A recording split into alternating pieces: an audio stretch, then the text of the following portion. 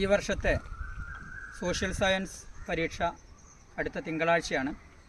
തിങ്കളാഴ്ച നടക്കുന്ന social science പരീക്ഷയിൽ ഓരോ അധ്യായത്തിൽ നിന്നും ഏതൊക്കെ ചോദ്യങ്ങൾ വരാം എന്നുള്ളത് മോഡൽ പരീക്ഷയുടെ അടിസ്ഥാനത്തിൽ വിലയിരുത്തിക്കൊണ്ടുള്ള ഒരു ചോദ്യാവലി തയ്യാറാക്കിയിട്ടുണ്ട്. ആ ചോദ്യാവലിയിൽ ഉൾപ്പെടുന്ന ചോദ്യങ്ങളുടെ അവതരണമാണ് ഇവിടെ ഈ വീഡിയോയിൽ ഉദ്ദേശിക്കുന്നത്. ഈ ചോദ്യങ്ങൾ അവതരിപ്പിക്കുമ്പോൾ ഒരു കാര്യം പ്രത്യേകം ശ്രദ്ധിക്കേണ്ടത്, ഇതിൽ പെടുന്ന ചോദ്യങ്ങളോടൊപ്പം മോഡൽ പരീക്ഷയിൽ വന്ന ചോദ്യങ്ങൾ കൂടി നിങ്ങൾ പ്രത്യേകം ശ്രദ്ധിക്കേണ്ടതുണ്ട്. കാരണം മോഡൽ പരീക്ഷയിൽ വന്ന ചോദ്യങ്ങളിൽ പലതും ആവർത്തിക്കാറുണ്ട്. അപ്പോൾ അതുകൊണ്ട് മോഡൽ പരീക്ഷയിൽ വന്ന ചോദ്യങ്ങൾ പഠിക്കുകയും അതോടൊപ്പം ഇതിൽ പെടുന്ന ചോദ്യങ്ങൾ മനസ്സിലാക്കുകയും ഉൾക്കൊള്ളുകയും ചെയ്യുക. ആ രൂപത്തിൽ ഈ ചോദ്യങ്ങളെ മനസ്സിലാക്കുക. എല്ലാ ചോദ്യങ്ങളുടെയും ഉത്തരങ്ങൾ വിശദീകരിക്കാൻ ഒരുപാട് സമയമെടുക്കും. അതുകൊണ്ട് അത്തരം ചോദ്യങ്ങളിൽ എല്ലാ ചോദ്യങ്ങളുടെയും ഉത്തരങ്ങൾ വിശദീകരിക്കുന്നില്ല. ആദ്യത്തെ ചില ചോദ്യങ്ങൾ മാത്രം വിശദീകരിക്കുകയും മറ്റുള്ള ചോദ്യങ്ങളിൽ ചില കാര്യങ്ങൾ മാത്രം വിശദീകരിച്ചുകൊണ്ടാണ് ഈ വീഡിയോ മുന്നോട്ട് പോവുക. ഇതിൽപ്പെടുന്ന എല്ലാ ചോദ്യങ്ങളും നിങ്ങൾ മനസ്സിലാക്കി വെച്ചാൽ മുൻ വർഷങ്ങളിലെ അനുഭവങ്ങളുടെ അടിസ്ഥാനത്തിൽ എനിക്ക് പറയാനുള്ളത്, തീർച്ചയായും നിങ്ങൾക്ക് ഈ SS പരീക്ഷയിൽ A+ തന്നെ ലഭിക്കും എന്നുള്ളതാണ്. എല്ലാവിധ വിജയാശംസകളും നേരാം. നമുക്ക് ഓരോ അധ്യായങ്ങളായി പരിശോധിക്കാം. ആദ്യം സോഷ്യൽ സയൻസ് 1-ലെ ഒന്നാമത്തെ അധ്യായം നിങ്ങൾക്കൊക്കെ അറിയാം. 6 മാർക്കിൻ്റെ ചോദ്യങ്ങളാണ്. ഒന്നാമത്തെ അധ്യായം രണ്ടാമത്തെ അധ്യായവും ഓപ്ഷൻ ചാപ്റ്റേഴ്സാണ്. മോഡൽ പരീക്ഷയ്ക്ക് ചോദിച്ച ചോദ്യം, അമേരിക്കൻ സ്വാതന്ത്ര്യ സമരത്തിലേക്ക് നയിച്ച സാഹചര്യങ്ങൾ എന്തെല്ലാമായിരുന്നു? അതിന് 2 സൂചനകൾ തന്നിരുന്നു: മെർക്കൻറ്റലിസ്റ്റ് നിയമങ്ങൾ, ചിന്തകന്മാരും ആശയങ്ങളും.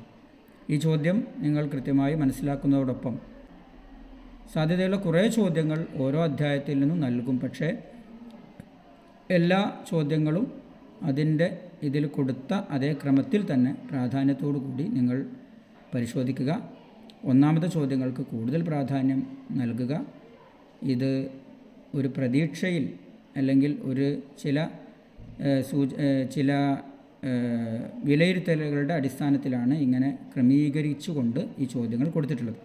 അതുകൊണ്ട് ആ രീതിയിൽ തന്നെ ചോദ്യോത്തരങ്ങൾ പരിശോധിക്കുക. ആദ്യമായി നമുക്കൊരു ചോദ്യം നോക്കാം. ഫ്രഞ്ച് വിപ്ലവത്തിൻ്റെ പശ്ചാത്തലം സൂചനകളുടെ അടിസ്ഥാനത്തിൽ വിശദമാക്കുക. 4 സൂചനകൾ കൊടുത്തിട്ടുണ്ട്. ഒരുപക്ഷേ പരീക്ഷയ്ക്ക് 2 സൂചനകൾ അല്ലെങ്കിൽ 3 സൂചനകളെ ഉണ്ടാവുള്ളൂ. 4 സൂചനകൾ പൊതുവേ ഉണ്ടാവാറില്ല.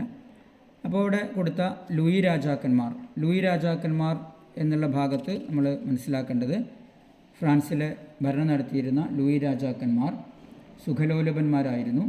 അവർ വളരെ ധൂർത്ത് ആയ ജീവിതമാണ് നയിച്ചിരുന്നത്. ലൂയി 14 ലൂയി 15 ഒക്കെ പറഞ്ഞ പ്രസ്താവനകൾ നമ്മൾ പഠിച്ചിട്ടുണ്ട്. ലൂയി 14 ഞാനാണ് രാഷ്ട്രം എന്ന് പറയുന്നു. ലൂയി 15 എനിക്കുശേഷം പ്രളയം എന്ന് പറഞ്ഞിട്ടുണ്ട്. അത്തരം കാര്യങ്ങളൊക്കെ അവിടെ ഉൾപ്പെടുത്താവുന്നതാണ്. രണ്ടാമത്തെ മറ്റൊരു സൂചന ഫ്രഞ്ച് സമൂഹം എന്ന് പറയുമ്പോൾ അസമത്വങ്ങൾ നിറഞ്ഞൊരു സമൂഹമാണ് ഫ്രാൻസിലുണ്ടായിരുന്നത്. 1ാം എസ്റ്റേറ്റ്, 2ാം എസ്റ്റേറ്റ്, 3ാം എസ്റ്റേറ്റ് എന്നിങ്ങനെ വിഭജിക്കപ്പെട്ടിരുന്നു. അതിൻ്റെ വിശദാംശങ്ങളൊക്കെ നിങ്ങൾ ഉൾപ്പെടുത്തണം. അതോടൊപ്പം തന്നെ മറ്റൊന്ന് ചിന്തകന്മാരാണ്. ഫ്രാൻസിലെ ചിന്തകന്മാർ റൂസോ, വോൾട്ടയർ, മോണ്ടസ്ക്യൂ തുടങ്ങിയ ചിന്തകന്മാരാണ്. ഓരോ ചിന്തകന്മാരുടെയും ഓരോ പ്രസ്താവനകളെങ്കിലും ഉൾപ്പെടുത്തിക്കൊണ്ട് അവിടെ വിശദീകരിക്കേണ്ടതുണ്ട്. മറ്റൊന്ന് സാമ്പത്തിക പ്രതിസന്ധിയാണ്. ഫ്രാൻസിൽ സാമ്പത്തിക പ്രതിസന്ധി ലൂയി 16 കാലത്തുണ്ടാകാൻ കാരണമായ ഘടകങ്ങൾ അവിടെ സൂചിപ്പിക്കേണ്ടതുണ്ട്. തുടർച്ചയായ വരൾച്ചയും കൃഷിനാശവും, രാജാക്കന്മാർ, പുരോഹിതന്മാർ, പ്രഭുക്കന്മാർ തുടങ്ങിയവരുടെ ആഡംബര ജീവിതം, ധൂർത്ത്, യുദ്ധങ്ങൾ, അതുപോലെ അമേരിക്കൻ സ്വാതന്ത്ര്യ സമരത്തിൽ ഫ്രാൻസ് സഹായിച്ചത്. അതേപോലെ മറ്റൊരു ചോദ്യം, റഷ്യൻ വിപ്ലവത്തിൻ്റെ കാരണങ്ങളും ഫലങ്ങളും വിശദമാക്കുക. സൂചനകൾ അവിടെ നൽകിയിട്ടുണ്ട്. നേരത്തെ പറഞ്ഞതുപോലെ 5 സൂചനകൾ കൊടുത്തിട്ടുണ്ടെങ്കിലും 2-3 സൂചനകളൊക്കെ ചോദ്യത്തിലുണ്ടാവുള്ളൂ. ചൈന ജനകീയ റിപ്പബ്ലിക്കായി മാറിയതെങ്ങനെ? മുമ്പൊരു പരീക്ഷയ്ക്ക് ചോദിച്ച ക്വസ്റ്റ്യൻസ് തന്നെയാണത്. ലാറ്റിൻ അമേരിക്കൻ വിപ്ലവത്തിലേക്ക് നയിച്ച സാഹചര്യങ്ങൾ, അതായത് സ്പെയിനും പോർച്ചുഗലും ലാറ്റിൻ അമേരിക്കയിൽ ചെയ്ത കാര്യങ്ങളാണ് അവിടെ ഉൾപ്പെടുത്തേണ്ടത്. അതേപോലെ തന്നെ 5ാമത്തെ ചോദ്യം, ഫ്രഞ്ച് വിപ്ലവത്തിൻ്റെ ഫലങ്ങൾ. ഈ രീതിയിൽ അതിലെ ചോദ്യങ്ങളിൽ 6 പോയിൻ്റെങ്കിലും ഉൾപ്പെടുത്തിക്കൊണ്ട് ഈ കാര്യങ്ങൾ ഉൾപ്പെടുത്തിക്കൊണ്ടാണ് ഉത്തരം എഴുതേണ്ടത്. രണ്ടാമത്തെ അധ്യായത്തിൽ അതേപോലെ പരീക്ഷയ്ക്ക് വന്ന ക്വസ്റ്റ്യൻ, സൂചനകളുടെ അടിസ്ഥാനത്തിൽ ഇറ്റലിയിലെ ഫാഷിസത്തിൻ്റെ വളർച്ചയെക്കുറിച്ച് വിശദമാക്കുക. ഫാഷിസത്തിൻ്റെ സവിശേഷതകൾ, ഫാഷിസത്തിൻ്റെ 10 സവിശേഷതകൾ നമ്മൾ പഠിച്ചിട്ടുണ്ട്. അതിൽ ഏതെങ്കിലും ഒരു 3 സവിശേഷതകൾ എഴുതുകയും മുസോളിനിയുടെ നടപടികൾ വിശദീകരിക്കുകയും ചെയ്തുകൊണ്ടാണ് അവിടെ ഉത്തരം എഴുതേണ്ടത്. അതേപോലെ വരാവുന്ന ഒരു ചോദ്യം നോക്കാം. നാസിസത്തെയും ഫാഷിസത്തെയും താരതമ്യപ്പെടുത്തി കുറിപ്പ് തയ്യാറാക്കുക. അപ്പോൾ നാസിസം ജർമ്മനിയിൽ ഉണ്ടായതാണ്, അതിൻ്റെ നേതാവ് ഹിറ്റ്ലറാണ്. ഫാഷിസം ഇറ്റലിയിൽ രൂപം കൊണ്ടതാണ്, അതിൻ്റെ നേതാവ് ബെനിറ്റോ മുസോളിനിയാണ്. അതുപോലെ തന്നെ നാസിസം കൊണ്ടുവന്ന ഈ പ്രത്യേക സൈന്യം, അത് എന്താണ്, തവിട്ടുകുപ്പായക്കാർ എന്ന പ്രത്യേക സേനാവിഭാഗത്തെ രൂപപ്പെടുത്തി. ഫാഷിസം കറുപ്പുകുപ്പായക്കാർ എന്ന സേനാവിഭാഗത്തെ രൂപപ്പെടുത്തി. അതുപോലെ നാസിസം ഹിറ്റ്ലർ ചെയ്ത പ്രവർത്തനങ്ങൾ, ഹിറ്റ്ലർ ഏതൊക്കെ രാജ്യങ്ങൾ ആക്രമിച്ചു, അതുപോലെ ഇറ്റലി എത്യോപ്യയെയും അൽബേനിയയും ആക്രമിച്ചു തുടങ്ങിയ കാര്യങ്ങളൊക്കെ ഉൾപ്പെടുത്തിക്കൊണ്ട് അവിടെ എഴുതേണ്ടതുണ്ട്. അതുപോലെ തന്നെ രണ്ടാം ലോകയുദ്ധത്തിൻ്റെ കാരണങ്ങൾ, ഫലങ്ങൾ. ഇവിടെ കാരണങ്ങൾ ആയിട്ട് വരുന്ന കാര്യങ്ങളാണ് സൂചനകളായി നൽകുന്നത്. സൈനിക സഖ്യങ്ങൾ, രണ്ടാം ലോക യുദ്ധത്തിൻ്റെ മുന്നോടിയായിട്ട് വന്ന സൈനിക സഖ്യങ്ങൾ, രണ്ടാം ലോക യുദ്ധത്തിന് മുന്നോടിയായിട്ട് അച്ചുതണ്ട് ശക്തികൾ, സഖ്യശക്തികൾ, അങ്ങനെ 2 സൈനിക സഖ്യങ്ങൾ രൂപം കൊണ്ടല്ലോ. അതേപോലെ പ്രീണന നയത്തെക്കുറിച്ച് വിശദീകരിക്കുക. നാസിസം, ഫാഷിസം, നേരത്തെ പറഞ്ഞ കാര്യങ്ങൾ തന്നെ. അതേപോലെ സാധ്യതയുള്ള മറ്റു ചോദ്യങ്ങൾ, സാമ്രാജ്യത്വ തർക്കങ്ങൾ ഒന്നാം ലോകയുദ്ധത്തിന് കാരണമായതെങ്ങനെ, അതായത് ഒന്നാം ലോകയുദ്ധത്തിൻ്റെ കാരണങ്ങളാണ് അവിടെ ഉദ്ദേശിക്കുന്നത്. അവിടെ മറ്റു സൈനിക സഖ്യങ്ങളുണ്ട്, ത്രികക്ഷി സഖ്യം, ത്രികക്ഷി സൗഹാർദ്ദം, തീവ്രദേശീയതയിൽ അധിഷ്ഠിതമായ പ്രസ്ഥാനങ്ങളുടെ പേരുകൾ. ദെൻ സാമ്രാജ്യത്വ പ്രതിസന്ധികൾ, ബാൾക്കൻ പ്രതിസന്ധി, മൊറോക്കൻ പ്രതിസന്ധിയൊക്കെ ഉൾപ്പെടുത്തിക്കൊണ്ടാണ് എഴുതേണ്ടത്. മറ്റൊരു ചോദ്യം, രണ്ടാം ലോകയുദ്ധാനന്തരം ലോകത്തുണ്ടായ ചലനങ്ങൾ, രണ്ടാം ലോകയുദ്ധത്തിന് ശേഷം ലോകത്തുണ്ടായ ചില പ്രധാന സംഭവങ്ങൾ, ഐക്യരാഷ്ട്ര സംഘടനയുടെ രൂപീകരണം, അപകോളനീകരണം, ശീതസമരം, ചേരിചേരായ്മ. ഏതെങ്കിലും 1-2 പോയിന്റുകളായിരിക്കും സൂചനകളായി നൽകുക, അത് വിശദീകരിക്കേണ്ടതുണ്ട്.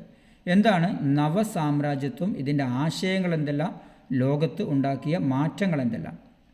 വലിയ ചോദ്യമാണ്, ഇത് മുഴുവനും കൂടി വരണമെന്നില്ല. ആ രീതിയിൽ ഇത്രയും കാര്യങ്ങൾ കൃത്യമായി മനസ്സിലാക്കേണ്ടതുണ്ട്. നമുക്ക് 3-ാമത്തെ അധ്യായത്തിലേക്ക് പോകാം. 3-ാമത്തെ അധ്യായത്തിൽ 4 മാർക്കിൻ്റെ ചോദ്യമാണുള്ളത്. 1 മാർക്കിൻ്റെ ഒരു 4 ഓപ്ഷൻസുള്ള ചോദ്യം, പിന്നെ 3 മാർക്കിൻ്റെ ഒരു ചോദ്യം. പരീക്ഷയ്ക്ക് വന്ന ചോദ്യം ഇവിടെ കാണാം. ചുവടെ നൽകിയതിൽ കേന്ദ്ര സർവീസിൽ പെടുന്നതേത്? ഉത്തരം എന്തായിരുന്നു? ഇന്ത്യൻ ഫോറിൻ സർവീസാണ്. അതേപോലെ വരാവുന്ന ചില ചോദ്യങ്ങൾ നോക്കാം. ഇന്ത്യൻ റെയിൽവേ സർവീസ് ഏതുതരം സർവീസിൽ പെടുന്നു? ഏതുതരം സർവീസിലാണ് പെടുന്നത്? കേന്ദ്ര സർവീസാണ്. സംയുക്ത സർവീസ് എന്ന് പറയുന്ന സർവീസൊന്നും നമ്മൾ പഠിച്ചിട്ടില്ല. കേന്ദ്ര സർവീസാണ് ശരി ഉത്തരം. അതേപോലെ ഇന്ത്യൻ അഡ്മിനിസ്ട്രേറ്റീവ് സർവീസ് ഏതുതരം സർവീസിൽ പെടുന്നു? ഇന്ത്യൻ പോലീസ് സർവീസ് ഏതുതരം സർവീസിൽ പെടുന്നു? ഇന്ത്യൻ ഫോറിൻ സർവീസ് ഏതുതരം സർവീസിൽ പെടുന്നു? സെയിൽസ് ടാക്സ് ഓഫീസർ എന്നത് ഏതുതരം സർവീസിൽ ഉൾപ്പെടുന്നതാണ്? ഈ രീതിയിലൊക്കെ ചോദ്യങ്ങൾ വരാം. ടെക്സ്റ്റ് ബുക്കിലെ പേജ് നമ്പർ 56 കൊടുത്ത ഭാഗത്തു നിന്നാണ് അതിൻ്റെ ഉത്തരങ്ങൾ കണ്ടെത്തേണ്ടത്. മറ്റൊരു ചോദ്യം, അഴിമതി തടയുന്നതിന് ദേശീയ തലത്തിൽ പ്രവർത്തിക്കുന്ന സ്ഥാപനം ഏത്? തന്നിട്ടുള്ള ഓപ്ഷനിൽ ശരി ഉത്തരം ലോക്പാലാണ്. ബാക്കി 3 സംസ്ഥാന തലത്തിൽ പ്രവർത്തിക്കുന്ന സ്ഥാപനങ്ങളാണ്. 3-ാമത്തെ ചോദ്യം, പൊതുഭരണം എന്നാൽ ഗവൺമെൻറ് ഭരണത്തെ സംബന്ധിക്കുന്നതാണ്. ആരുടെ വാചകം? തന്നിട്ടുള്ള ഓപ്ഷൻസിൽ ശരി ഉത്തരം ഏതാണ്? എൻ ഗ്ലാഡൻ. ഗ്രാമസ്വരാജ് എന്ന ആശയം ആരുടേത്? ഗ്രാമസ്വരാജ് ആരുടെ ആശയമാണ്? ഗാന്ധിജി. 5-ാമത്തെ ചോദ്യം, യൂണിയൻ പബ്ലിക് സർവീസ് കമ്മീഷൻ്റെ ചെയർമാനെയും അംഗങ്ങളെയും തിരഞ്ഞെടുക്കുന്നത് ആര്? Public service commission, union public service commission, സംസ്ഥാന പബ്ലിക് സർവീസ് കമ്മീഷൻ തമ്മിലുള്ള വ്യത്യാസത്തിൽ പ്രധാനപ്പെട്ട ഒന്നാണ് ചെയർമാനെയും അംഗങ്ങളെയും തിരഞ്ഞെടുക്കുന്നത്. യൂണിയൻ പബ്ലിക് സർവീസ് കമ്മീഷൻ്റെ ചെയർമാനെ തിരഞ്ഞെടുക്കുന്നവരാണ് രാഷ്ട്രപതി. സംസ്ഥാന PSCയുടെ, സംസ്ഥാന പബ്ലിക് സർവീസ് കമ്മീഷൻ്റെ ചെയർമാനെയും അംഗങ്ങളെയും തിരഞ്ഞെടുക്കുന്നത് ആരാണ്? സംസ്ഥാന ഗവർണർ. ദെൻ സുതാര്യവും ചുറുചുറുക്കുമുള്ള ഗവൺമെൻറ് പദ്ധതി എന്ന് APJ അബ്ദുൽ കലാം വിശേഷിപ്പിച്ചത് ഏതിനെയാണ്? ഇ ഗവേണൻസ് ആണ്. ദെൻ അഴിമതി തടയുന്നതിന് സംസ്ഥാന തലത്തിൽ പ്രവർത്തിക്കുന്ന സ്ഥാപനം. സംസ്ഥാന തലത്തിൽ, നേരത്തെ നമ്മൾ ദേശീയ തലത്തിൽ പറഞ്ഞു, സംസ്ഥാന തലത്തിൽ പ്രവർത്തിക്കുന്ന സ്ഥാപനം ഏതാണ്? സംസ്ഥാന തലത്തിൽ ലോകായുക്തയാണ്. ദെൻ അഴിമതി തടയുന്നതിന് ദേശീയ തലത്തിൽ പ്രവർത്തിക്കുന്ന സ്ഥാപനം ഏത്? വീണ്ടും മറ്റൊരു ചോദ്യം കൂടി ആണ്. ദേശീയ തലത്തിൽ പ്രവർത്തിക്കുന്ന, ഇവിടെ ശരിയുത്തരം സെൻട്രൽ വിജിലൻസ് കമ്മീഷനാണ്. ഒരു കാര്യം കൂടി പ്രത്യേകം ശ്രദ്ധിക്കുക, ഈ തവണ മോഡൽ പരീക്ഷയ്ക്ക് ചോദിച്ച ക്വസ്റ്റ്യൻ ചുവടെ നൽകിയതിൽ കേന്ദ്ര സർവീസിൽ പെടുന്നതേത്? പക്ഷേ നമുക്കറിയാം അഞ്ചാമത്തെ ചോദ്യം, ഓപ്ഷൻ ചോദ്യങ്ങളിൽ അഞ്ചാമത്തെ ചോദ്യം പെടാത്തതേത് എന്ന രീതിയിൽ ചോദ്യം ഉണ്ടായിരുന്നു. ആ രീതിയിലും ചോദ്യങ്ങൾ വരാം എന്നുള്ളത് ഇത്തരം ചോദ്യങ്ങളിൽ പ്രത്യേകം ശ്രദ്ധിക്കുക. ദെൻ 3 മാർക്കിൻ്റെ ചോദ്യം പരീക്ഷയ്ക്ക് വന്നത് അഴിമതി തടയുന്നതിനായി ഇന്ത്യയിൽ രൂപം നൽകിയ ഏതെങ്കിലും 3 സ്ഥാപനങ്ങളുടെ പേരെഴുതുക. അപ്പോൾ ഇവിടെ നേരത്തെ ഓപ്ഷൻസിലൊക്കെ ഉൾപ്പെടുത്തിയ സ്ഥാപനങ്ങളാണ് ഒക്കെ ഏതും ഉൾപ്പെടുത്തിക്കൊണ്ട് ഉത്തരം എഴുതാവുന്നതാണ്. ഇനി വരാവുന്ന ചോദ്യങ്ങൾ നോക്കാം. ഉദ്യോഗസ്ഥ വൃന്ദത്തിൻ്റെ ഏതെങ്കിലും 3 സവിശേഷതകൾ എഴുതുക. ഉദ്യോഗസ്ഥ വൃന്ദത്തിൻ്റെ സവിശേഷതകൾ നമുക്കറിയാം. യോഗ്യത അടിസ്ഥാനത്തിൽ നിയമനം, അതേപോലെ രാഷ്ട്രീയ നിഷ്പക്ഷത, വൈദഗ്ധ്യം തുടങ്ങിയ കാര്യങ്ങളൊക്കെ ഉൾപ്പെടുന്നുണ്ട്. ഏതെങ്കിലും 3 കാര്യങ്ങളാണ് ഉൾപ്പെടുത്തേണ്ടത്. ഒരുപക്ഷെ അത് വിശദീകരിക്കാൻ കൂടി ഉണ്ടാവുന്നതാണെങ്കിൽ ചെറിയൊരു വിശദീകരണം മാത്രം നൽകി ഉത്തരം എഴുതാം. രണ്ടാമത്തെ ചോദ്യം ഇന്ത്യൻ സിവിൽ സർവീസിനെ എങ്ങനെ തരംതിരിക്കാം? ഉദാഹരണ സഹിതം വിശദമാക്കുക. ഇന്ത്യൻ സിവിൽ സർവീസിനെ എങ്ങനെ തരംതിരിക്കാം? അഖിലേന്ത്യാ സർവീസ്, കേന്ദ്ര സർവീസ്, സംസ്ഥാന സർവീസ്. അഖിലേന്ത്യാ സർവീസിൻ്റെ ഉദാഹരണമാണ് ഇന്ത്യൻ അഡ്മിനിസ്ട്രേറ്റീവ് സർവീസ്. കേന്ദ്ര സർവീസിന് ഉദാഹരണമാണ് ഇന്ത്യൻ ഫോറിൻ സർവീസ്. അതുപോലെ സംസ്ഥാന സർവീസിന് ഉദാഹരണമാണ് സെയിൽസ് ടാക്സ് ഓഫീസർ. മൂന്നാമത്തെ ചോദ്യം ഇന്ത്യൻ സിവിൽ സർവീസിൽ ഉൾപ്പെട്ട അഖിലേന്ത്യാ സർവീസിനെ കുറിച്ച് കുറിപ്പെഴുതുക. ഇതേപോലെ കേന്ദ്ര സർവീസിനെ കുറിച്ച് കുറിപ്പെഴുതുക, സംസ്ഥാന സർവീസിനെ കുറിച്ച് കുറിപ്പെഴുതുക എന്നൊക്കെ വരാവുന്നതാണ്. അഖിലേന്ത്യാ സർവീസിനെ കുറിച്ച് അവിടെ 2 കാര്യങ്ങളാണ് ഓരോ സർവീസിനെ കുറിച്ച് എഴുതുമ്പോൾ നമുക്ക് പരിഗണിക്കാനുണ്ടാവുക. ഒന്ന് തെരഞ്ഞെടുപ്പ് എങ്ങനെയാണ്, മറ്റൊന്ന് നിയമനം എവിടെയാണ്. അപ്പോൾ അഖിലേന്ത്യാ സർവീസിൻ്റെ തെരഞ്ഞെടുപ്പ് ദേശീയ തലത്തിലാണ്, നിയമനം കേന്ദ്ര സർവീസിലോ സംസ്ഥാന സർവീസിലോ ആണ്. ഇതേ രൂപത്തിൽ മറ്റ് സർവീസുകളെക്കുറിച്ചും മനസ്സിലാക്കി വെക്കുക. ദെൻ ചോദ്യങ്ങൾ കാണാം. ഇ ഗവേണൻസ് കൊണ്ട് പൊതുജനങ്ങൾക്കുള്ള നേട്ടങ്ങൾ എന്തെല്ലാം? മുൻപും ചോദിച്ച ചോദ്യമാണ്. 3 പോയിൻറ്റ്സാണ് ഇവിടെ വേണ്ടി വരിക. പൊതുഭരണത്തിൻ്റെ പ്രാധാന്യം വിശദമാക്കുക. പൊതുഭരണത്തിൻ്റെ പ്രാധാന്യം പോയിൻ്റായിട്ട് തന്നെ 4 പോയിൻറ്റ്സ് ടെക്സ്റ്റ് ബുക്കിലുണ്ട്. 3 നമുക്ക് മതിയാവും. UPSC, സംസ്ഥാന PSC എന്നിവയെ താരതമ്യം ചെയ്യുക. ഒരു വ്യത്യാസം നേരത്തെ പറഞ്ഞിട്ടുണ്ട്. അതേപോലെ തന്നെ രണ്ടും ഭരണഘടനാ അടിസ്ഥാനത്തിൽ നിലവിൽ വന്നതാണ്.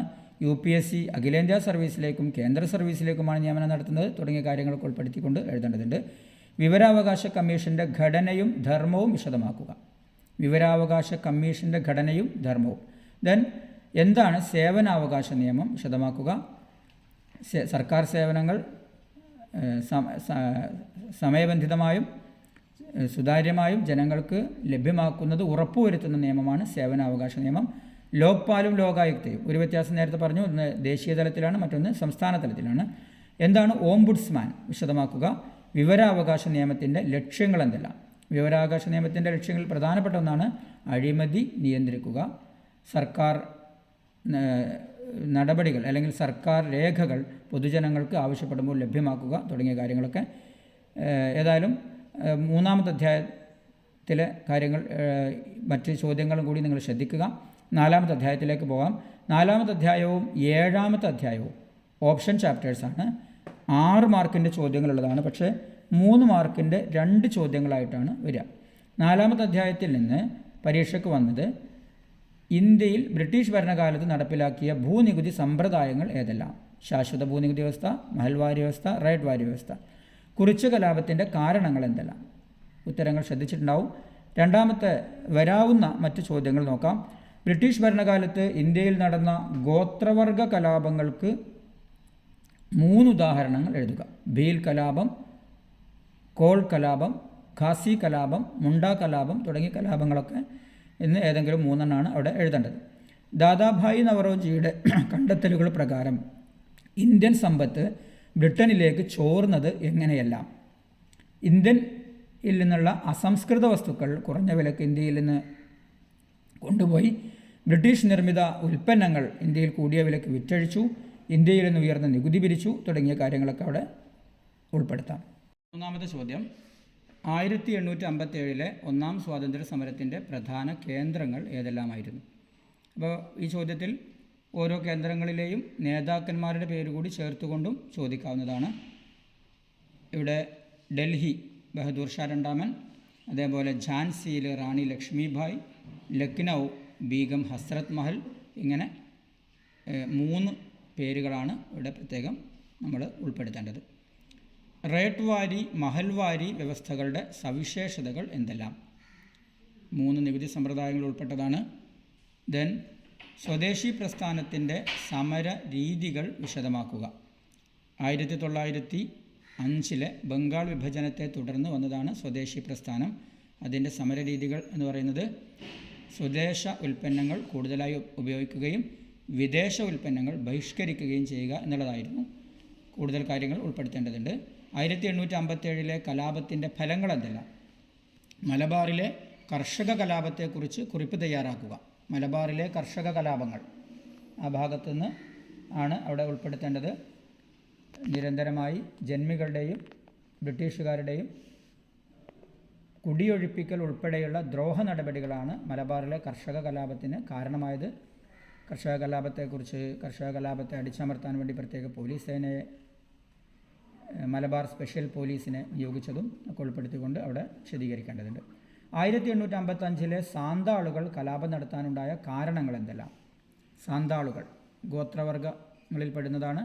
അവരുടെ അനുഭവിച്ച പ്രയാസങ്ങൾ, ബ്രിട്ടീഷുകാർ വന്നപ്പോൾ വന നിയമങ്ങൾ വന്നതും വന വിഭവങ്ങൾക്ക് നികുതി ഏർപ്പെടുത്തിയതും തുടങ്ങിയ കാര്യങ്ങളൊക്കെ അവിടെ ഉൾപ്പെടുത്തേണ്ടതുണ്ട്.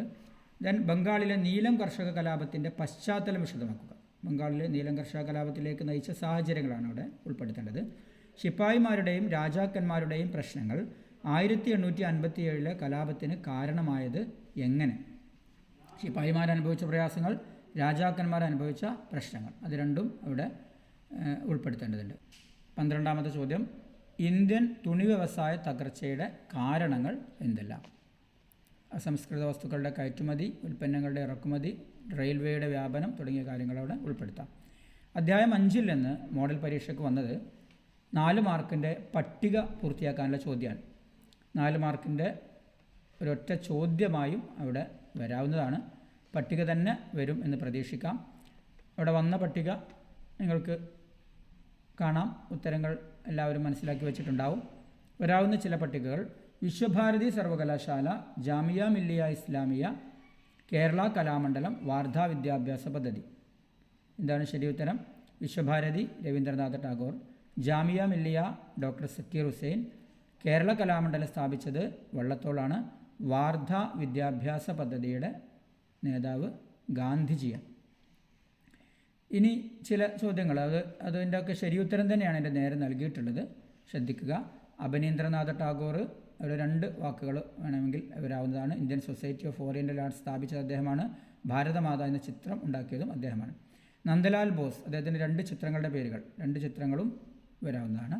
അമൃത ഷേർഗിൽ, ഗ്രാമീണ ജീവിതം, രാജാ രവിവർമ്മ, ശകുന്തള ഭാഗം. അതേപോലെ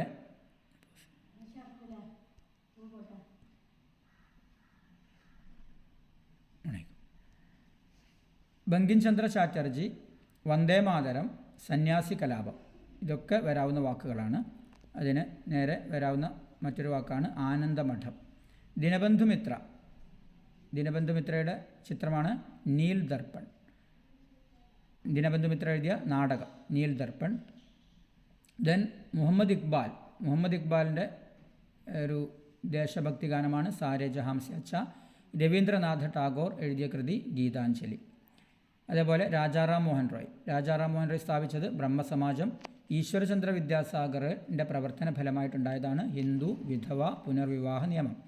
പണ്ഡിത രമാബായിയുടെ സ്ഥാപനമാണ് ശാരദാ സദൻ. സ്വാമി വിവേകാനന്ദൻ സ്ഥാപിച്ചതാണ് രാമകൃഷ്ണ മിഷൻ. ബ്രിട്ടീഷുകാർ ഇന്ത്യക്കാരെക്കുറിച്ച് അറിയാനും ഇന്ത്യക്കാരുടെ പ്രീതി പിടിച്ചുപറ്റാനും വേണ്ടി സ്ഥാപിച്ച സ്ഥാപനങ്ങൾ, ബ്രിട്ടീഷ് ഉദ്യോഗസ്ഥന്മാർക്ക് പരിശീലനം നൽകുന്നതിനൊക്കെ വേണ്ടി സ്ഥാപിച്ച 3 സ്ഥാപനങ്ങൾ ഉൾപ്പെടുത്തിക്കൊണ്ടുവരാം. Asiatic society of Bengal, William Jones. Banaras സംസ്കൃത കോളേജ്, ജൊനാഥൻ ഡങ്കൻ. കൽക്കട്ട മദ്രസ, വാറൻ ഹേസ്റ്റിങ്സ്. കൂട്ടത്തിൽ മറ്റൊരു വിദ്യാഭ്യാസ സ്ഥാപനം Deccan education society, GG Agarkar, Balagangadhara തിലകൊക്കെ അവിടെ ഓപ്ഷനിൽ അതിൻ്റെ നേരെ വരാം. പരിഷ്കരണ പ്രസ്ഥാനങ്ങൾ സ്ഥാപകർ ഒരു പട്ടിക തന്നെ ടെക്സ്റ്റ് ബുക്കിലുണ്ട്, അവിടുന്ന് ചോദ്യങ്ങൾ വരാം.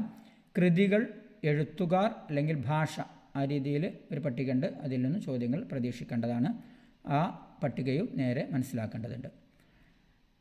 ഈ അധ്യായത്തിൽ നിന്ന് 4 മാർക്കിൻ്റെ ഒരൊറ്റ ചോദ്യമായിട്ടും പരീക്ഷയ്ക്ക് വരാം. അങ്ങനെ വരികയാണെങ്കിൽ 8ാമത്തെ അധ്യായത്തിൽ നിന്നായിരിക്കും പട്ടിക വരിക. അങ്ങനെ വരികയാണെങ്കിൽ വരാവുന്ന ചോദ്യങ്ങൾ ഇവിടെ ഒന്ന് ലിസ്റ്റ് ചെയ്തിട്ടുണ്ട്, നിങ്ങൾ ശ്രദ്ധിക്കുക.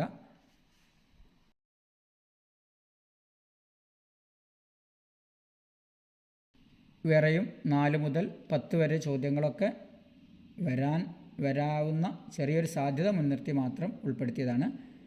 കൂടുതൽ സാധ്യത തീർച്ചയായും പട്ടിക വരാൻ തന്നെയാണ്. അധ്യായം 6ൽ നിന്ന് 5 മാർക്കിൻ്റെ ചോദ്യങ്ങളാണ് പരീക്ഷയ്ക്കുണ്ടാവുക. ഒരു 1 വേർഡ് ക്വസ്റ്റ്യനും ഒരു 4 മാർക്കിൻ്റെ ചോദ്യവും.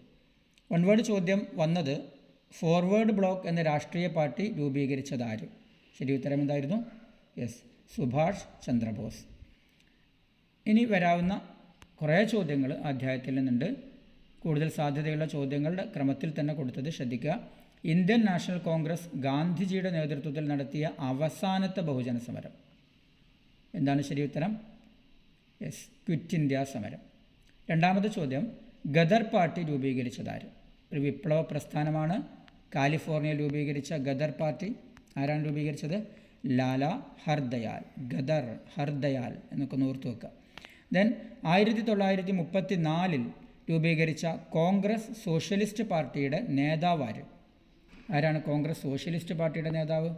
മോത്തിലാൽ നെഹ്റു അല്ല. ആരാണ്? ജയപ്രകാശ് നാരായണൻ.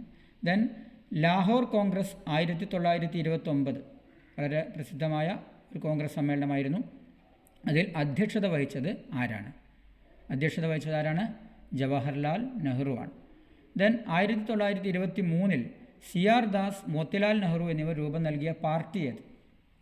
1922 നിസ്സഹകരണ സമരം അവസാനിപ്പിച്ചതിന് തൊട്ട് ശേഷം വന്ന പാർട്ടി ഏതാണ്? സ്വരാജ് പാർട്ടിയാണ്.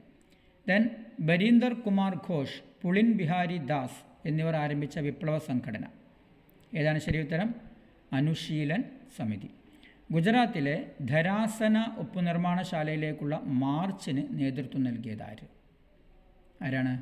സരോജിനി നായിഡു. ദെൻ പ്ലാസി യുദ്ധം ബ്രിട്ടീഷ് ഭരണത്തിന് അടിത്തറയിട്ടെങ്കിൽ ജാലിയൻ വാലാബാഗ് ആ അടിത്തറ ഇളക്കി എന്ന് അഭിപ്രായപ്പെട്ടത് ആര്? ഇങ്ങനെ അഭിപ്രായപ്പെട്ടത് ഗാന്ധിജിയാണ്. ജാലിയൻ വാലാബാഗ് സംഭവം ഇന്ത്യയിൽ വലിയ സ്വാധീനം ചെലുത്തി എന്ന് സൂചിപ്പിച്ചുകൊണ്ട് ഗാന്ധിജി ഇങ്ങനെ അഭിപ്രായപ്പെട്ടു. ദെൻ 1916 ലാഹോർ കോൺഗ്രസിൽ നീലം കർഷകരോട് സഹതാപം പ്രകടിപ്പിച്ചുകൊണ്ട് പ്രമേയം അവതരിപ്പിച്ചത് ആരാണ്? ബ്രിജ് ബാബു കിഷോർ പ്രസാദാണ്. മറ്റൊരു ചോദ്യം, ഇന്ത്യൻ നാഷണൽ കോൺഗ്രസ് നടത്തിയ ആദ്യത്തെ ദേശീയ പ്രക്ഷോഭം ഏത്? ആദ്യത്തെ ദേശീയ പ്രക്ഷോഭം നിസ്സഹകരണ സമരമാണ്. നിസ്സഹകരണ സമരം നിർത്തിവെക്കാൻ കാരണമായ സംഭവം ഏത്? ശരി ഉത്തരം ചൗരി ചൗര സംഭവമാണ്. 4 മാർക്കിന് മോഡൽ പരീക്ഷയ്ക്ക് വന്ന ക്വസ്റ്റ്യൻ, നിസ്സഹകരണ സമരത്തിൻ്റെ സവിശേഷതകൾ ഏതെല്ലാം? നമുക്കറിയാം, അവിടെ 6 പോയിൻറ്റ്സ് ടെക്സ്റ്റ് ബുക്കിലുണ്ട്, അതിൽ നിന്ന് 4 എഴുതേണ്ടിയിരുന്നത്. നിയമലംഘന സമരത്തിൻ്റെ ഭാഗമായി ഗാന്ധിജി മുന്നോട്ട് വെച്ച ആവശ്യങ്ങൾ എന്തെല്ലാം? അവിടെ 8 കാര്യങ്ങൾ ടെക്സ്റ്റ് ബുക്കിൽ കാണാം, അതിൽ നിന്ന് 4 കാര്യങ്ങൾ മതി. എന്താണ്? ഉപ്പു നികുതി എടുത്തു കളയുക, കർഷകർക്കുള്ള നികുതി 50% കുറക്കുക തുടങ്ങി, ഇന്ത്യക്കാരെ നിരീക്ഷിക്കാൻ നിയോഗിച്ചിട്ടുള്ള രഹസ്യാന്വേഷണ വിഭാഗത്തെ പിരിച്ചുവിടുക, അങ്ങനെ 4 കാര്യങ്ങളാണ് ഉൾപ്പെടുത്തേണ്ടത്. ക്വിറ്റ് ഇന്ത്യ സമരത്തിൻ്റെ ഭാഗമായി ഗാന്ധിജി ജനങ്ങൾക്ക് നൽകിയ നിർദ്ദേശങ്ങൾ എന്തെല്ലാം? ഇവിടെ 5 വിഭാഗങ്ങളോട് ഗാന്ധിജി നിർദ്ദേശങ്ങൾ നൽകിയിട്ടുണ്ട്. വിദ്യാർത്ഥികളോടുണ്ട്, നാട്ടുരാജാക്കന്മാരോട്, ഉദ്യോഗസ്ഥന്മാരോടൊക്കെ പറഞ്ഞ കാര്യങ്ങളുണ്ട്. അതിൽ നിന്ന് 4 കാര്യങ്ങളാണ് അവിടെ ഉൾപ്പെടുത്തേണ്ടത്. അഖിലേന്ത്യാ കിസാൻ സമിതിയുടെ കിസാൻ മാനിഫെസ്റ്റോയിൽ ഉൾപ്പെട്ട ആവശ്യങ്ങൾ പട്ടികപ്പെടുത്തുക. കർഷകർക്കുള്ള നികുതി 50% വെട്ടിക്കുറക്കുക, അതുപോലെ ഫ്യൂഡൽ നികുതികൾ റദ്ദാക്കുക, മിനിമം വേതനം ഉറപ്പാക്കുക തുടങ്ങി കാര്യങ്ങളാണ് അവിടെ ഉൾപ്പെടുന്നത്. അതിൽ നിന്നുള്ള 4 കാര്യങ്ങളാണ് ഇവിടെ ഉത്തരമായി രേഖപ്പെടുത്തേണ്ടത്. മൗണ്ട് ബാറ്റൺ പദ്ധതിയിൽ ഉൾപ്പെട്ട പ്രധാന നിർദ്ദേശങ്ങൾ എന്തെല്ലാം? മൗണ്ട് ബാറ്റൺ പദ്ധതിയിൽ ഉൾപ്പെട്ട 4 നിർദ്ദേശങ്ങൾ കാണാം. അതിൽ നിന്ന് 4 ഇവിടെ എഴുതേണ്ടതുണ്ട്. നിസ്സഹകരണ സമരകാലത്ത് ബഹിഷ്കരണത്തോടൊപ്പം ഗാന്ധിജി ആഹ്വാനം ചെയ്ത നിർമ്മാണ പ്രവർത്തനങ്ങൾ എന്തെല്ലാം? നിർമ്മാണ പ്രവർത്തനങ്ങൾ എന്ന് പറയുമ്പോൾ ആ കൂട്ടത്തിൽ ഈ ഖാദിയുടെ പ്രചരണം തുടങ്ങിയ കാര്യങ്ങൾ കൂടി ചേർക്കേണ്ടി വരും. 4 പോയിൻറ്റ്സ് ഉണ്ടാവണമെന്നുണ്ടെങ്കിൽ അക്കാര്യം ശ്രദ്ധിക്കുക. ദെൻ അഹമ്മദാബാദ് തുണിമിൽ സമരം, ചമ്പാരൻ സമരം, ഖേഡ സമരം. ഇതിൽ 2 എണ്ണമായിരിക്കും ഒരു ചോദ്യത്തിൽ വരിക. ഏതെങ്കിലും 2 എണ്ണം വിശദമാക്കാൻ വേണ്ടി ആവശ്യപ്പെട്ടുകൊണ്ട് ചോദിക്കാം. ജാലിയൻ വാലാബാഗ് കൂട്ടക്കൊലയെക്കുറിച്ച് കുറിപ്പ് എഴുതുക. അതിൽ വളരെ എളുപ്പത്തിൽ തന്നെ നമുക്ക് എഴുതാവുന്നതാണ്. ഇന്ത്യൻ സ്വാതന്ത്ര്യ സമരത്തിൽ സുഭാഷ് ചന്ദ്രബോസിൻ്റെ പങ്ക് വിശകലനം ചെയ്യുക. സുഭാഷ് ചന്ദ്രബോസ് ഫോർവേഡ് ബ്ലോക്ക് എന്ന രാഷ്ട്രീയ പാർട്ടി രൂപീകരിച്ചു. ഇന്ത്യൻ നാഷണൽ കോൺഗ്രസ് വിട്ടതിന് ശേഷം പിന്നെ അദ്ദേഹം സിംഗപ്പൂരിൽ ഒരു താൽക്കാലിക ഗവൺമെൻറ് രൂപീകരിച്ചു. INA പുനഃസംഘടിപ്പിച്ചു. INAയുടെ നേതൃത്വം ഏറ്റെടുത്തു. അതിന് വനിതാ വിഭാഗമുണ്ടാക്കി. ഇന്ത്യയിലേക്ക് മാർച്ച് ചെയ്തു. തുടങ്ങിയ കാര്യങ്ങളൊക്കെ ഉൾപ്പെടുത്താവുന്നതാണ്. 2ാം ലോകയുദ്ധാനന്തരം ഇന്ത്യയുടെ സ്വാതന്ത്ര്യ സമ്പാദനം എളുപ്പമാക്കിയ സാഹചര്യങ്ങൾ എന്തെല്ലാം? 2ാം ലോകയുദ്ധത്തിന് ശേഷമാണ് ഇന്ത്യക്ക് സ്വാതന്ത്ര്യം ലഭിക്കുന്നത്.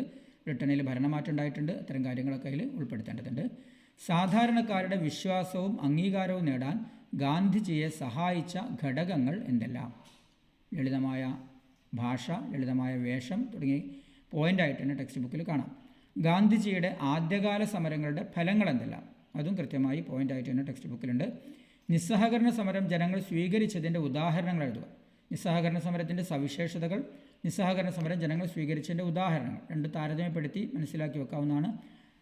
ഒന്ന് സവിശേഷതകൾ പറയുമ്പോൾ അത് ഒരു ഉദാഹരണം പറയുകയാണെന്നുണ്ടെങ്കിൽ വക്കീലന്മാർ കോടതികൾ ബഹിഷ്കരിക്കുക. വക്കീലന്മാർ കോടതികൾ ബഹിഷ്കരിച്ചു എന്നുള്ളത് അതിൻ്റെ ജനങ്ങളത് സ്വീകരിച്ചതിൻ്റെ ഉദാഹരണങ്ങളിൽപ്പെടും. ആ രീതിയിൽ സ്വീകരിച്ചതിൻ്റെ ഉദാഹരണങ്ങൾ 4 എണ്ണമാണ് ഇവിടെ ഉത്തരത്തിൽ എഴുതേണ്ടത്.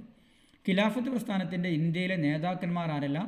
ഖിലാഫത്ത് പ്രസ്ഥാനത്തെ ദേശീയ പ്രസ്ഥാനത്തോട് ചേർത്ത് നിർത്തിയത് കൊണ്ടുണ്ടായ നേട്ടങ്ങൾ എന്തെല്ലാം? ഉത്തരങ്ങൾ എഴുതേണ്ടതുണ്ട്. എന്താണ് ചൗരി ചൗര സംഭവം? വിശദമാക്കുക. ഉപ്പ് സമരായുധമായി തിരഞ്ഞെടുക്കാൻ ഗാന്ധിജിയെ പ്രേരിപ്പിച്ച ഘടകങ്ങൾ എന്തെല്ലാം? പോയിൻ്റായിട്ട് തന്നെ ടെക്സ്റ്റ് ബുക്കിൽ കാണാം. ഉപ്പിൻ്റെ വില 3 മടങ്ങ് വർദ്ധിച്ചു. ആകെ നികുതി വരുമാനത്തിൻ്റെ 5ൽ 2 ഭാഗവും ഉപ്പിൽ നിന്നുള്ള നികുതി ആയിരുന്നു. തുടങ്ങിയ കാര്യങ്ങളൊക്കെ അവിടെ ഉൾപ്പെടുത്തേണ്ടതുണ്ട്. 7ാമത്തെ അധ്യായം നേരത്തെ പറഞ്ഞതുപോലെ 6 മാർക്കിൻ്റെ ചോദ്യങ്ങളാണ്. 4ഉം 7ഉം. അവിടെ 3 മാർക്കിൻ്റെ 2 ചോദ്യങ്ങൾ ആയിട്ടാണ് ഉണ്ടാവുക. വന്ന ചോദ്യങ്ങൾ ഇവിടെ കാണാം. സർദാർ വല്ലഭായ് പട്ടേൽ നാട്ടുരാജ്യ സംയോജനത്തിൽ വഹിച്ച പങ്കാണ്. മറ്റൊന്ന് ശാസ്ത്ര സാങ്കേതിക രംഗത്തെ നേട്ടങ്ങളാണ്. അതേപോലെ വരാവുന്ന ചോദ്യങ്ങൾ ഇന്ത്യയിൽ ഭാഷാടിസ്ഥാനത്തിൽ സംസ്ഥാന രൂപം കൊള്ളാനിടയാക്കിയ സാഹചര്യം എന്തായിരുന്നു? അത് വരാവുന്ന ചോദ്യമാണ്. ഇന്ത്യൻ വിദ്യാഭ്യാസത്തെക്കുറിച്ച് പഠിക്കുന്നതിന് വളരെ പ്രധാനപ്പെട്ട വരാൻ സാധ്യതയുള്ള ചോദ്യം, ഇന്ത്യൻ വിദ്യാഭ്യാസത്തെക്കുറിച്ച് പഠിക്കുന്നതിന് ഗവൺമെൻറ് നിയോഗിച്ച പ്രധാന കമ്മീഷനുകൾ ഏതെല്ലാം? ഉന്നത വിദ്യാഭ്യാസ കമ്മീഷൻ, ദെൻ മുതലിയാർ കമ്മീഷൻ, അതുപോലെ സമഗ്ര പുരോഗതിക്കായിട്ടുള്ള കോത്താരി കമ്മീഷൻ. ഈ 3 കമ്മീഷനുകളെ കുറിച്ചാണ് അവിടെ എഴുതേണ്ടത്. ഇന്ത്യയിൽ ഭാഷാടിസ്ഥാനത്തിൽ സംസ്ഥാനങ്ങൾ രൂപം കൊള്ളാനിടയാക്കിയ സാഹചര്യങ്ങൾ വിശദമാക്കുക. അതിൽ ഈ ചോദ്യത്തിൽ ഉത്തരമായി പ്രധാനമായി ഉൾപ്പെടുത്തേണ്ടത് പോട്ടി ശ്രീരാമലുവിൻ്റെ ആത്മത്യാഗമാണ്. 1952 ദെൻ മറ്റൊന്ന് വരാവുന്ന ചോദ്യങ്ങൾ, ബഹിരാകാശ ഗവേഷണത്തിൽ ഇന്ത്യയുടെ നേട്ടങ്ങൾ എന്തെല്ലാം? സ്വാതന്ത്ര്യാനന്തരം ഇന്ത്യയിൽ നാട്ടുരാജ്യ സംയോജനം സാധ്യമാക്കിയത് എങ്ങനെ? ഇന്ത്യൻ വിദേശ നയത്തിൻ്റെ തത്വങ്ങൾ എന്തെല്ലാം? സംസ്ഥാന പുനഃസംഘടനാ കമ്മീഷൻ്റെ ഘടനയും പ്രവർത്തനവും വിശദീകരിക്കുക. സംസ്ഥാന പുനഃസംഘടനാ കമ്മീഷൻ്റെ ഘടന എന്ന് പറയുന്നത് ചെയർമാനും അംഗങ്ങളും, അതാണ് അവിടെ ഉൾപ്പെടുത്തേണ്ടത്. ചെയർമാൻ ആരാണ്? ജസ്റ്റിസ് ഫസൽ അലി. അംഗങ്ങൾ ആരെല്ലാമാണ്? HN Kunzru, Sardar KM Panicker. അതിൻ്റെ പ്രവർത്തനം എന്താണ്? ഭാഷാടിസ്ഥാനത്തിൽ സംസ്ഥാനങ്ങളെ പുനഃസംഘടിക്കാൻ വേണ്ടി നടത്തിയ പ്രവർത്തനങ്ങളാണ്. അതിൻ്റെ അടിസ്ഥാനത്തിൽ 14 ഭാഷാ സംസ്ഥാനങ്ങളും 6 കേന്ദ്രഭരണ പ്രദേശങ്ങളും നിലവിൽ വന്നു. തുടങ്ങിയ കാര്യങ്ങളൊക്കെ അവിടെ ചേർക്കേണ്ടതുണ്ട്. ദെൻ ഇന്ത്യൻ ഭരണഘടനയുടെ രൂപീകരണ ചരിത്രം. അവിടെ അതിൻ്റെ ഭരണഘടന കോൺസ്റ്റിറ്റ്യൂവൻ്റ് അസംബ്ലി, ഭരണഘടനാ നിർമ്മാണ സഭ, അതിൻ്റെ ചെയർമാൻ പിന്നെ ഡ്രാഫ്റ്റിംഗ് കമ്മിറ്റി, അതിന് ചെയർമാൻ തുടങ്ങിയ കാര്യങ്ങളൊക്കെയാണ് ഇതിൽ പ്രധാനമായും ഉൾപ്പെടുന്ന പോയിൻറ്റ്സ്. ദെൻ സ്വാതന്ത്ര്യാനന്തരമുണ്ടായ അഭയാർത്ഥി പ്രവാഹത്തിൻ്റെ വ്യാപ്തി പരിശോധിക്കുക. പഞ്ചവത്സര പദ്ധതികളിലൂടെ ഇന്ത്യ കൈവരിച്ച നേട്ടങ്ങൾ എന്തെല്ലാം, 1986 ദേശീയ വിദ്യാഭ്യാസ നയത്തിലെ പ്രധാന നിർദ്ദേശങ്ങൾ എന്തെല്ലാം, കൃത്യമായി 4 പോയിൻ്റായിട്ട് തന്നെ ടെക്സ്റ്റ് ബുക്കിലുണ്ട്. ദെൻ നവോദയ വിദ്യാലയങ്ങൾ സ്ഥാപിച്ചതൊക്കെ അതിൽപ്പെട്ടതാണ്. പഞ്ചശീല തത്വങ്ങളിൽ 5 ശീലങ്ങളാണുള്ളത്. അതിൽ നിന്ന് 4 അവിടെ എഴുതിയാൽ മതിയാകും. പഞ്ചശീല തത്വങ്ങളെക്കുറിച്ച് കുറിപ്പെഴുതാനാണ് പറയുന്നതെന്നുണ്ടെങ്കിൽ അവിടെ ഇന്ത്യയും ചൈനയും തമ്മിൽ ഒപ്പുവെച്ച കരാറാണ്. ഇന്ത്യക്ക് വേണ്ടി ജവഹർലാൽ നെഹ്റുവും ചൈനയ്ക്ക് വേണ്ടി ചൗ എൻ ലായുമാണ് ഒപ്പുവെച്ചത് തുടങ്ങിയ കാര്യങ്ങളൊക്കെ ചേർക്കാവുന്നതാണ്. അധ്യായം 8 നിന്ന് പരീക്ഷയ്ക്ക് വന്നത് ഗുരുവായൂർ സത്യാഗ്രഹത്തെക്കുറിച്ച് കുറിപ്പ് തയ്യാറാക്കുക എന്നാണ്. അപ്പോൾ അവിടെ 4 മാർക്കിൻ്റെ ഒരു ചോദ്യമാണ് പ്രതീക്ഷിക്കുന്നത്. പട്ടികയാണ് കഴിഞ്ഞ വർഷങ്ങളിലൊക്കെ ഉണ്ടായത്. എങ്കിലും ഈ വർഷം ഇങ്ങനെ 4 മാർക്കിൻ്റെ ഒരു ചോദ്യം പ്രതീക്ഷിക്കുമ്പോൾ ഒരുപാട് ചോദ്യങ്ങൾക്ക് അവിടെ ഓപ്ഷൻസ് ഉണ്ട്. പ്രധാനപ്പെട്ട ചില ചോദ്യങ്ങൾ മാത്രം പറയാം. വൈക്കം സത്യാഗ്രഹത്തെക്കുറിച്ച് കുറിപ്പ് തയ്യാറാക്കുക. ഗുരുവായൂർ സത്യാഗ്രഹത്തെക്കുറിച്ച് ചോദിച്ചപ്പോൾ പലരും വൈക്കം സത്യാഗ്രഹമൊക്കെ ചേർത്ത് വെച്ച് എഴുതിയിട്ടുണ്ടാവും. വൈക്കം സത്യാഗ്രഹമാണ് ഗുരുവായൂർ സത്യാഗ്രഹം, രണ്ടും കൃത്യമായി തന്നെ വേർതിരിച്ച് മനസ്സിലാക്കുക. വൈക്കം സത്യാഗ്രഹം എന്ന് പറയുന്നത് വൈക്കം ക്ഷേത്രത്തിൻ്റെ ചുറ്റുമുള്ള വഴികളിൽ കൂടി നടക്കാൻ സഞ്ചാര സ്വാതന്ത്ര്യത്തിന് വേണ്ടി നടന്നതാണ്. 1924 ആണ് വൈക്കം സത്യാഗ്രഹം നടക്കുന്നത്. ദെൻ കൂടുതൽ കാര്യങ്ങൾ ചേർത്ത് ഉത്തരമെഴുതുക. കേരളീയ നവോത്ഥാനത്തിൽ ശ്രീനാരായണ ഗുരു വഹിച്ച പങ്ക് പരിശോധിക്കുക. ശ്രീനാരായണ ഗുരു അദ്ദേഹം നടത്തിയ പ്രവർത്തനങ്ങൾ 1888 അദ്ദേഹം അരുവിപ്പുറത്ത് ശിവപ്രതിഷ്ഠ സ്ഥാപിച്ചു. അതിലൂടെ താഴ്ന്ന ജാതിക്കാർക്കും പൂജാകർമ്മങ്ങൾ ചെയ്യാനുള്ള അവകാശങ്ങൾ സിദ്ധിച്ചു. ദെൻ അദ്ദേഹം ഉണ്ടാക്കിയ പ്രസ്ഥാനം, ആ പ്രസ്ഥാനത്തിൻ്റെ പേര് എന്താണ്? അദ്ദേഹം ഉണ്ടാക്കിയ പ്രസ്ഥാനത്തിൻ്റെ പേര് ശ്രീനാരായണ ധർമ്മപരിപാലന യോഗം സ്ഥാപിച്ചു. ദെൻ വിദ്യാലയങ്ങളും വായനശാലകളും നിർമ്മിച്ചു. ദെൻ അദ്ദേഹം ചെയ്ത മറ്റൊരു പ്രധാന പ്രവർത്തനമാണ് അദ്ദേഹം ആലുവയിൽ ഒരു സർവമത സമ്മേളനം സംഘടിപ്പിച്ചു. ദെൻ ഇതേപോലെ ഒരുപാട് ചോദ്യങ്ങൾക്ക് സാധ്യതയുണ്ട്. ചോദ്യങ്ങൾ ഇവിടെ കൊടുത്തിട്ടുണ്ട്, ശ്രദ്ധിക്കുക. ഐക്യ കേരളത്തിലേക്ക് നയിച്ച സംഭവങ്ങൾ അധ്യായത്തിൻ്റെ അവസാന ഭാഗമാണ്. പഴശ്ശിരാജാവിൻ്റെ ചെറുത്തുനിൽപ്പുകൾ. പഴശ്ശിരാജാവ് ബ്രിട്ടീഷുകാർക്കെതിരെ കോട്ടയം മലബാർ പ്രദേശത്ത് ചെറുത്തുനിന്ന രാജാവാണ്. ആദ്യം അദ്ദേഹം ഇംഗ്ലീഷുകാരുടെ കൂടെയായിരുന്നു, ടിപ്പുവിനെതിരെ ഇംഗ്ലീഷുകാരെ സഹായിച്ചിരുന്നു തുടങ്ങിയ കാര്യങ്ങളൊക്കെ ഉൾപ്പെടുത്തിക്കൊണ്ട് എഴുതണം. വേലുത്തമ്പിയും പാലിയത്തച്ഛനും നടത്തിയ കലാപങ്ങൾ. വേലുത്തമ്പി തിരുവിതാംകൂറിലെ ദിവാനായിരുന്നു, പാലിയത്തച്ഛൻ കൊച്ചിയിലെ ദിവാനായിരുന്നു. ദെൻ അതേപോലെ 1721 ആറ്റിങ്ങൽ കലാപത്തിൻ്റെ പ്രാധാന്യമെന്ത്? എന്താണ് അതിൻ്റെ പ്രാധാന്യം? ബ്രിട്ടീഷുകാർക്കെതിരെ കേരളത്തിൽ നടന്ന ആദ്യത്തെ സംഘടിത കലാപമാണ് ആറ്റിങ്ങൽ കലാപം. ആറ്റിങ്ങൽ കലാപം എന്താണെന്നും കൂടി എഴുതേണ്ടതുണ്ട്. ഈ അധ്യായത്തിൽ നിന്ന് പട്ടിക വരാൻ സാധ്യത കുറവാണ്. എങ്കിലും അഥവാ പട്ടിക ആണ് വരുന്നതെന്നുണ്ടെങ്കിൽ 5-ാമത്തെ അധ്യായത്തിൽ നിന്ന് 4 മാർക്കിൻ്റെ ചോദ്യം ഉണ്ടാവും. കൂടുതൽ സാധ്യത ഒരു 4 മാർക്കിൻ്റെ ഒരു ചോദ്യത്തിനാണ്. അഥവാ പട്ടിക വരികയാണെങ്കിൽ വരാവുന്ന ചോദ്യങ്ങൾ ഇവിടെ കൊടുത്തിട്ടുണ്ട്. പുന്നപ്ര വയലാർ സമരം എവിടെയാണ്? തിരുവിതാംകൂറിലാണ്. ഇലക്ട്രിസിറ്റി സമരം കൊച്ചിയിലാണ്. ആദ്യത്തെ മഹിളാ സമ്മേളനം നടന്നത് വടകരയാണ്. ഐക്യ കേരള സമ്മേളനം തൃശ്ശൂരിലും ആലുവയിലും നടന്നിട്ടുണ്ട്. അപ്പോൾ ഈ രീതിയിൽ ഇവിടെ ഉത്തരങ്ങൾ രേഖപ്പെടുത്തുക. മറ്റ് ചോദ്യങ്ങൾ കൂടി നിങ്ങൾ പരിശോധിക്കുക.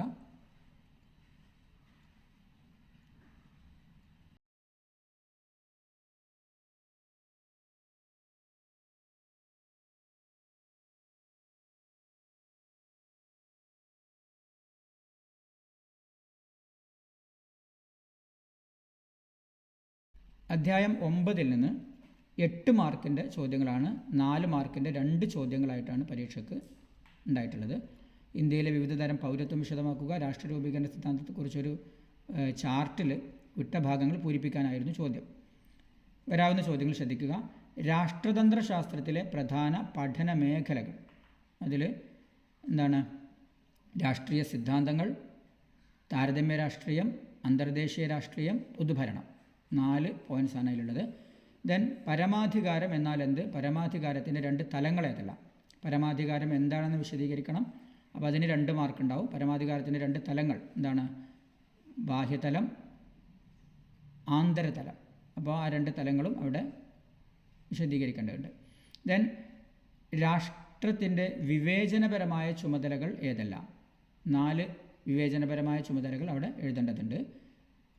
വിദ്യാഭ്യാസം, ആരോഗ്യം, അങ്ങനെ 4 കാര്യങ്ങൾ, അത് ഉൾപ്പെടുന്ന 4 കാര്യങ്ങൾ. രാഷ്ട്രത്തിന് വേണ്ടി ഗവൺമെൻറ് നിർവഹിക്കുന്ന ചുമതലകൾ എന്തെല്ലാം? രാഷ്ട്രത്തിന് വേണ്ടി ഗവൺമെൻറ് നിർവഹിക്കുന്ന ചുമതലകൾ: നിയമങ്ങൾ നിർമ്മിക്കുക, നിയമങ്ങൾ നടപ്പിലാക്കുക, നീതി നിർവഹിക്കുക തുടങ്ങിയ കാര്യങ്ങളൊക്കെ അതിൽ ഉൾപ്പെടുന്നതാണ്.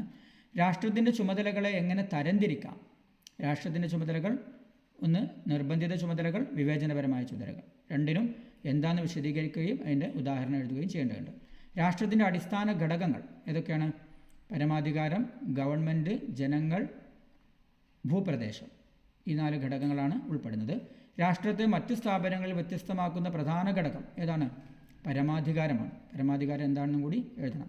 പൗരത്വം എന്നാൽ എന്ത്? പൗരത്വത്തെ എങ്ങനെ തരംതിരിക്കാം? ദെൻ 10ാമത്തെ ചോദ്യം. അവിടെ 9ാമത്തെയും 10ാമത്തെയും അധ്യായങ്ങൾ ഓപ്ഷൻ ചാപ്റ്റേഴ്സാണ്. 10ാമത്തെ പാഠത്തിൽ നിന്നും 8 മാർക്കിൻ്റെ 4 ചോദ്യം, 4 മാർക്കിൻ്റെ 2 ചോദ്യങ്ങളാണ്. വന്ന ചോദ്യങ്ങൾ ഇവിടെ കാണാം. പൗരബോധവും ധാർമ്മികതയും തമ്മിലുള്ള ബന്ധം വിശദമാക്കുക. പൗരബോധത്തെ വളർത്തിയെടുക്കാവുന്ന ഘടകങ്ങൾ ഏതെല്ലാം? അപ്പോൾ ഇതിനോട് സമാനമായി സാധ്യതയുള്ള ചോദ്യങ്ങൾ കാണാം. പൗരബോധത്തെ നിർണ്ണയിക്കുന്ന ഘടകങ്ങൾ. അവിടെ ചെറിയൊരു മാറ്റം. പൗരബോധത്തെ വളർത്തിയെടുക്കുന്ന ഘടകങ്ങൾ, നിർണ്ണയിക്കുന്ന ഘടകങ്ങൾ എന്നതിലുണ്ട്, ശ്രദ്ധിക്കണം. കോമൺ ആയിട്ടുള്ളത് കുടുംബം, വിദ്യാഭ്യാസം, സംഘടനകൾ. അതേസമയത്ത് പൗരബോധത്തെ വളർത്തിയെടുക്കുന്ന ഘടകങ്ങൾ എന്നിടത്ത് മാധ്യമങ്ങളാണ്. പൗരബോധത്തെ നിർണ്ണയിക്കുന്ന ഘടകങ്ങൾ എന്നുള്ളിടത്ത് സാമൂഹിക വ്യവസ്ഥ എന്നുള്ളതാണ്. അപ്പോൾ ആ രീതിയിൽ അത് ശ്രദ്ധിച്ചുകൊണ്ട് 4 പോയിൻറ്റ്സ് ഓർമ്മയിൽ വെക്കണം. പൗരബോധ രൂപീകരണത്തിന് സാമൂഹ്യശാസ്ത്ര പഠനത്തെ എങ്ങനെ പ്രയോജനപ്പെടുത്താം?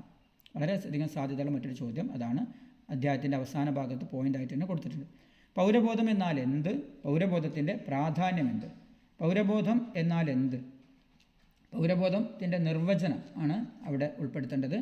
പൗരബോധത്തിൻ്റെ പ്രാധാന്യം. പൗരബോധത്തിൻ്റെ പ്രാധാന്യം എന്ന് പറയുന്നത് പൗരബോധം ഇല്ലെങ്കിൽ മനുഷ്യർക്ക് ഉണ്ടാവുന്ന മാറ്റം എന്ത്, അല്ലെങ്കിൽ പൗരബോധം ഇല്ലെങ്കിൽ ഉണ്ടാവുന്ന പ്രശ്നം എന്ത് എന്നുള്ളതാണ് അവിടെ ഉൾപ്പെടുത്തേണ്ടത്. ദെൻ പൗരബോധം നേരിടുന്ന പ്രധാന വെല്ലുവിളി എന്ത്? ഈ വെല്ലുവിളിയെ മറികടക്കാനുള്ള മാർഗങ്ങൾ എന്തെല്ലാം? പൗരബോധം നേരിടുന്ന പ്രധാന വെല്ലുവിളി എന്താണ്? പൗരബോധം നേരിടുന്ന പ്രധാന വെല്ലുവിളി, പൗരബോധം നേരിടുന്ന പ്രധാന വെല്ലുവിളി എന്ത്? ഈ വെല്ലുവിളിയെ മറികടക്കാനുള്ള മാർഗങ്ങൾ എന്തെല്ലാം? പൗരബോധം നേരിടുന്ന പ്രധാന വെല്ലുവിളി പൊതു താല്പര്യങ്ങളെ അവഗണിച്ച് സ്വന്തം താല്പര്യങ്ങൾക്ക് വേണ്ടി എന്തും ചെയ്യാൻ തയ്യാറാവുക എന്നുള്ളതാണ്. ഇത് വെല്ലുവിളി മറികടക്കാനുള്ള മാർഗം അതിൽ നിന്ന് തന്നെ നോക്കാം. ഓരോരുത്തരും അവരവരുടെ പ്രവർത്തനങ്ങളെ വിലയിരുത്തുക, വിമർശനാത്മകമായി വിലയിരുത്തുക, പൊതു താല്പര്യങ്ങൾ അവഗണിക്കാതെ സ്വന്തം താല്പര്യങ്ങൾ ചെയ്യുക, ജനാധിപത്യത്തിനും സഹിഷ്ണുതയിലും അധിഷ്ഠിതമായി പ്രവർത്തിക്കുക തുടങ്ങിയ കാര്യങ്ങളൊക്കെയാണ് അവിടെ ഉൾപ്പെടുത്തേണ്ടത്. SS1 ലാസ്റ്റ് ചാപ്റ്റർ 11ാമത്തെ അധ്യായത്തിന് 3 മാർക്കിൻ്റെ ചോദ്യങ്ങളാണ് പരീക്ഷയ്ക്ക് വന്നത്. അഭിമുഖം നടത്തുമ്പോൾ ശ്രദ്ധിക്കേണ്ട കാര്യങ്ങൾ കൃത്യമായി പോയിൻ്റായിട്ട് ടെക്സ്റ്റ് ബുക്കിൽ ഉള്ള കാര്യങ്ങളാണ്. വരാവുന്ന മറ്റ് ചോദ്യങ്ങൾ: സമൂഹശാസ്ത്രത്തിലെ പഠന മേഖലകൾ ഏതെല്ലാം? സമൂഹശാസ്ത്രം പഠിക്കാനുള്ള 4 സമൂഹശാസ്ത്രത്തിലെ പഠന മേഖലകളാണ്. സമൂഹശാസ്ത്രത്തിലെ പഠന മേഖലകൾ എന്ന് പറയുമ്പോൾ എന്തൊക്കെയാണ്? സാമൂഹ്യ ബന്ധങ്ങൾ, സാമൂഹീകരണം, സാമൂഹ്യ സംഘങ്ങൾ, അങ്ങനെ തുടങ്ങിയിട്ടുള്ള കാര്യങ്ങളാണ് അവിടെ ഉൾപ്പെടുത്തേണ്ടത്. ദെൻ എന്താണ് അഭിമുഖം? അഭിമുഖം എന്ന് പറഞ്ഞാൽ എന്താണ്? അഭിമുഖം എന്ന് പറയുന്നത് ഗവേഷകനും പ്രതികർത്താവും തമ്മിലുള്ള സംഭാഷണമാണ് അഭിമുഖം. അഭിമുഖ രീതിയുടെ സവിശേഷതകൾ. അഭിമുഖ രീതി ചോദ്യാവലി രീതിയെ അപേക്ഷിച്ച് ചില ഗുണങ്ങളുണ്ട്. അഭിമുഖ രീതി എന്താണ്? അഭിമുഖ രീതിയിൽ അതിൻ്റെ കാര്യങ്ങൾ, അതിൻ്റെ വസ്തുതകൾ രേഖപ്പെടുത്തുന്നത് ഗവേഷകനാണ്. അഭിമുഖ രീതിയിൽ ഈ പ്രതികർത്താവിൻ്റെ മനോഭാവം, വിശ്വാസരീതികൾ തുടങ്ങിയവയൊക്കെ മനസ്സിലാക്കാൻ സാധിക്കും. തുടങ്ങിയ കാര്യങ്ങളൊക്കെ ഉൾപ്പെടുത്താവുന്നതാണ്. മറ്റ് ചോദ്യങ്ങൾ ശ്രദ്ധിക്കുക. സമൂഹശാസ്ത്രത്തിൻ്റെ ആവിർഭാവത്തിന് കാരണമായ 3 വിപ്ലവങ്ങൾ: ഫ്രഞ്ച് വിപ്ലവം, ശാസ്ത്ര വിപ്ലവം, വ്യാവസായിക വിപ്ലവം. ദെൻ എന്താണ് നിരീക്ഷണം? നിരീക്ഷണത്തെ എങ്ങനെ തരംതിരിക്കാം? കാണുകയും കേൾക്കുകയും അനുഭവിക്കുകയും ചെയ്യുന്ന കാര്യങ്ങൾ സത്യസന്ധമായി രേഖപ്പെടുത്തുക എന്നതാണ് നിരീക്ഷണം. നിരീക്ഷണം 2 തരത്തിലുണ്ട്. അതിൻ്റെ കാര്യങ്ങളാണ് അവിടെ എഴുതേണ്ടത്. എന്താണ്? പങ്കാളിത്ത നിരീക്ഷണം, പങ്കാളിത്ത രഹിത നിരീക്ഷണം. മറ്റ് ചോദ്യങ്ങളുടെ ഉത്തരങ്ങൾ ശ്രദ്ധിക്കുക. സോഷ്യൽ സർവേയും സെൻസസും എങ്ങനെ വ്യത്യാസപ്പെട്ടിരിക്കുന്നു? സമൂഹശാസ്ത്രത്തിലെ പഠന രീതികൾ ഏതെല്ലാം? സോഷ്യൽ സർവേ, അഭിമുഖം, നിരീക്ഷണം, കേസ് സ്റ്റഡി. സമൂഹശാസ്ത്ര പഠനത്തിൻ്റെ പ്രാധാന്യം എന്ത്? സമൂഹശാസ്ത്ര പഠനത്തിൻ്റെ പ്രാധാന്യം കൃത്യമായി പോയിൻ്റ് ആയിട്ട് ടെക്സ്റ്റ് ബുക്കിലുണ്ട്. സ്വന്തം സമൂഹത്തെക്കുറിച്ചും മറ്റ് സംഭവങ്ങളെക്കുറിച്ചും കൃത്യമായി അറിയാം. അതുപോലെ സമൂഹത്തിനെക്കുറിച്ചുള്ള ശരിയായ ധാരണ രൂപീകരിക്കാം തുടങ്ങിയ കാര്യങ്ങളൊക്കെയാണ് അവിടെ ഉൾപ്പെടുത്തേണ്ടത്. സമൂഹശാസ്ത്രത്തിലെ പ്രയോഗ സാധ്യതകൾ അവസാനത്തെ ടെക്സ്റ്റ് ബുക്കിലെ ഭാഗത്ത് നോക്കിയാൽ മനസ്സിലാവും. ഒരുപാട് മേഖലകളിൽ സമൂഹശാസ്ത്രത്തിന് പ്രയോഗ സാധ്യതകളുണ്ട്. സോഷ്യൽ സയൻസ് 2 പോകുമ്പോൾ 40 മാർക്കിൻ്റെ ആകെ ചോദ്യങ്ങളിൽ ഓരോ അധ്യായത്തിൽ നിന്നും ഉള്ള ചോദ്യങ്ങൾ അധ്യായം 1 8 മാർക്കിൻ്റെ ചോദ്യങ്ങളാണ്. അതിൽ നിന്ന് 3 മാർക്കിൻ്റെ ചോദ്യവും 5 മാർക്കിൻ്റെ ചോദ്യവുമായിട്ടാണ് പരീക്ഷയ്ക്ക് വന്നിട്ടുള്ളത്. 5 മാർക്കിൻ്റെ ചോദ്യം 24ാമത്തെ ചോദ്യമായിരുന്നു. 3 മാർക്കിൻ്റെ ഒരു ചോദ്യം കൂടി അതിൽ ഉൾപ്പെടുന്നുണ്ട്. അപ്പോൾ വന്ന ചോദ്യം വസന്തകാലത്തിൻ്റെ സവിശേഷതകൾ എന്തെല്ലാം എന്നാണ്. വരാവുന്ന ചോദ്യങ്ങൾ ശ്രദ്ധിക്കുക. ഹേമന്തകാലത്തിൻ്റെ സവിശേഷതകൾ എന്തെല്ലാം? ഹേമന്തകാലം മരങ്ങൾ ഇലപൊഴിക്കുന്ന കാലമാണ്. ഉത്തരാർദ്ധഗോളത്തിൽ ഹേമന്തകാലം സെപ്റ്റംബർ 23 മുതൽ ഡിസംബർ 22 വരെയാണ്. അതേപോലെ തന്നെ വസന്തം, ഗ്രീഷ്മം, ഹേമന്തം, ശൈത്യം എന്നുള്ളതാണ് അതിൻ്റെ ക്രമം. അത് ഒന്ന് ഓർത്ത് വെച്ചുകൊണ്ട് ഓർക്കാം. വേനൽക്കാലത്തിന് ഗ്രീഷ്മകാലത്തിൽ നിന്ന് ശൈത്യകാലത്തിലേക്കുള്ള ഒരു പരിവർത്തന കാലമാണ് ഹേമന്തകാലം. ഈ രീതിയിൽ 3 സവിശേഷതകൾ എഴുതേണ്ടതുണ്ട്. ഭൂമിയിൽ ഋതുഭേദങ്ങൾക്കുള്ള കാരണങ്ങൾ എന്തെല്ലാം? അച്ചുതണ്ടിൻ്റെ ചരിവ്, അച്ചുതണ്ടിൻ്റെ സമാന്തരത, ഭൂമിയുടെ പരിക്രമണം തുടങ്ങിയൊക്കെയാണ് ഭൂമിയിൽ ഋതുഭേദങ്ങൾക്കുള്ള കാരണം. ദെൻ അന്താരാഷ്ട്ര ദിനാങ്കരേഖയുടെ പ്രത്യേകതകൾ, 180 ഡിഗ്രി രേഖാംശ രേഖ, അതിൻ്റെ പ്രത്യേകതകൾ ഏതെല്ലാമാണ്? വിഷുവങ്ങൾ മാർച്ച് 21, സെപ്റ്റംബർ 23 ഈ ദിനങ്ങളുടെ പ്രത്യേകതകളാണ് അവിടെ എഴുതേണ്ടത്. ഗ്രീനിച്ച് രേഖ, ഗ്രീനിച്ച് രേഖ എന്ന് പറയുമ്പോൾ 0 ഡിഗ്രി രേഖാംശ രേഖയാണ്. സമയനിർണ്ണയത്തിൽ ഇതിൻ്റെ പ്രാധാന്യം എന്ത്? സമയനിർണ്ണയത്തിൽ ലോകത്തെ എല്ലാ സ്ഥലത്തെയും സമയം നിർണ്ണയിക്കുന്നത് ഗ്രീനിച്ച് രേഖയിലെ സമയത്തെ അടിസ്ഥാനമാക്കിയാണ്. ഉത്തരായനം, ദക്ഷിണായനം പ്രത്യേകം ശ്രദ്ധിക്കണം. ഉത്തരായനം എന്ന് പറയുന്നത് ഉത്തരായന രേഖയിലേക്കുള്ള അയനമാണ്. എവിടെ നിന്നാണ്?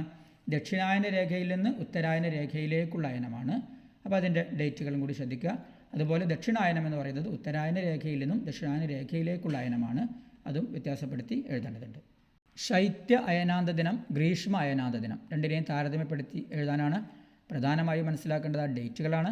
ശൈത്യ അയനാന്ത ദിനം ഡിസംബർ 22, ഗ്രീഷ്മ അയനാന്ത ദിനം ജൂൺ 21. ദെൻ അതിൻ്റെ മറ്റ് പ്രത്യേകതകളും കൂടി എഴുതേണ്ടതുണ്ട്. ദെൻ ഇന്ത്യയുടെ മാനക രേഖാംശം എത്ര? ഇന്ത്യയുടെ മാനക രേഖാംശം 82.5 ഡിഗ്രി കിഴക്കാണ്. പലരും കിഴക്ക് എന്നുള്ളതൊക്കെ വിട്ടുപോകും, പ്രത്യേകം ശ്രദ്ധിക്കുക. 82.5 ഡിഗ്രി കിഴക്ക്.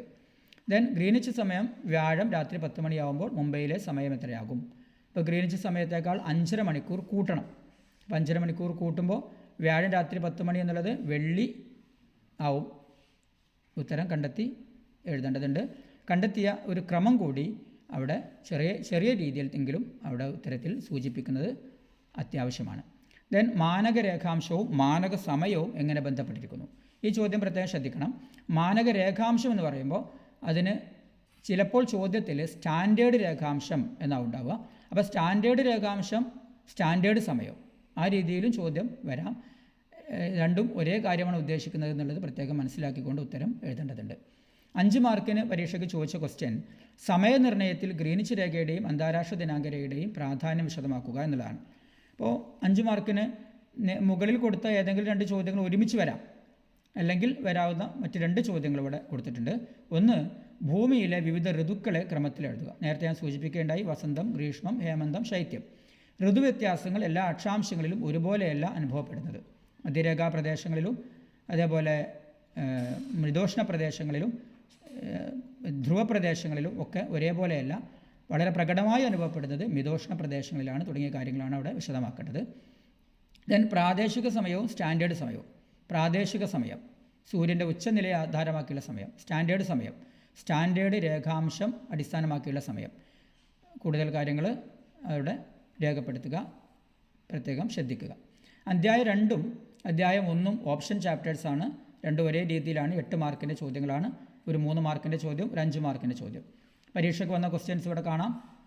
3 1 വേർഡ് അല്ലെങ്കിൽ ചെറിയ ഉത്തരങ്ങളുള്ള ചോദ്യങ്ങളായിരുന്നു. പരീക്ഷയ്ക്ക് വരാവുന്ന ചോദ്യങ്ങൾ ശ്രദ്ധിക്കുക. 1, ചക്രവാതങ്ങൾ എന്നാൽ എന്ത്? ഉത്തരാർദ്ധഗോളത്തിലെയും ദക്ഷിണാർദ്ധഗോളത്തിലെയും ചക്രവാതങ്ങളെ താരതമ്യം ചെയ്യുക.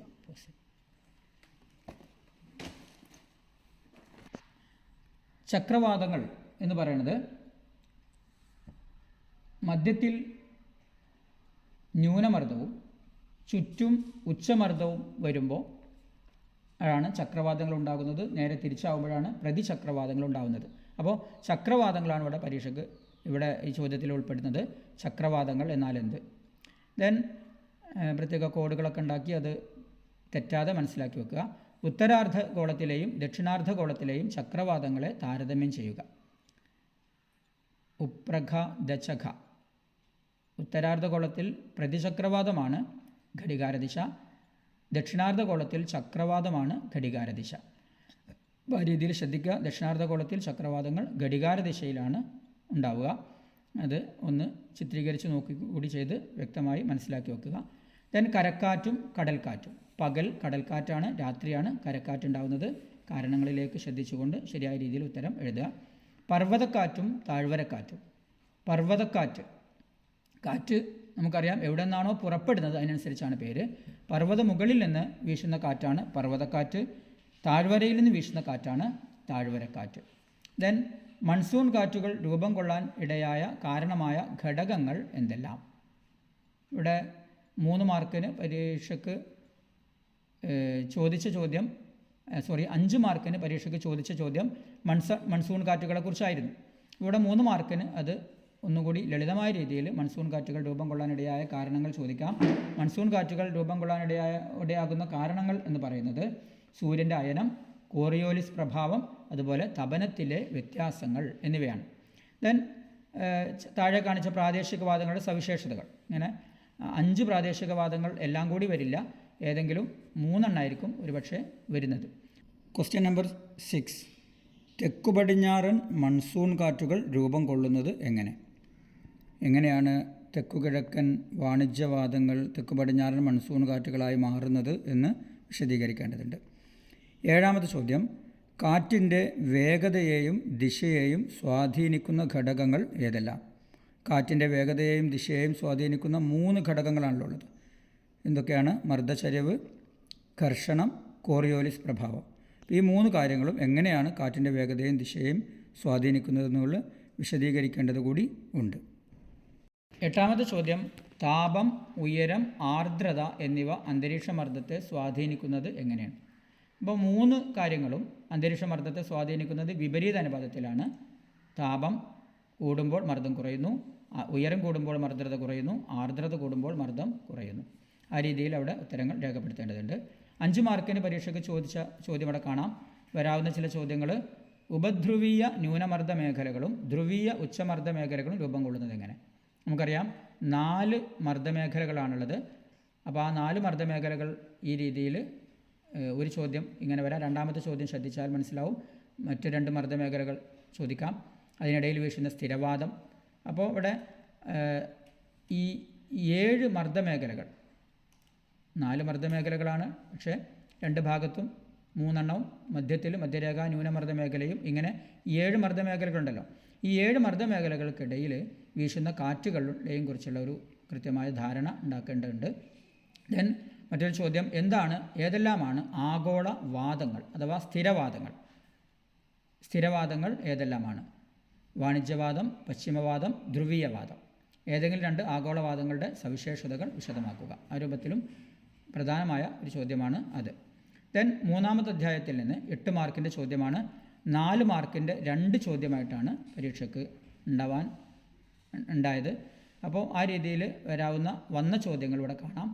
വിദ്യാഭ്യാസവും നൈപുണ്യവും മെച്ചപ്പെടുത്താൻ വേണ്ടി 2 പദ്ധതികൾ കൊടുത്തു.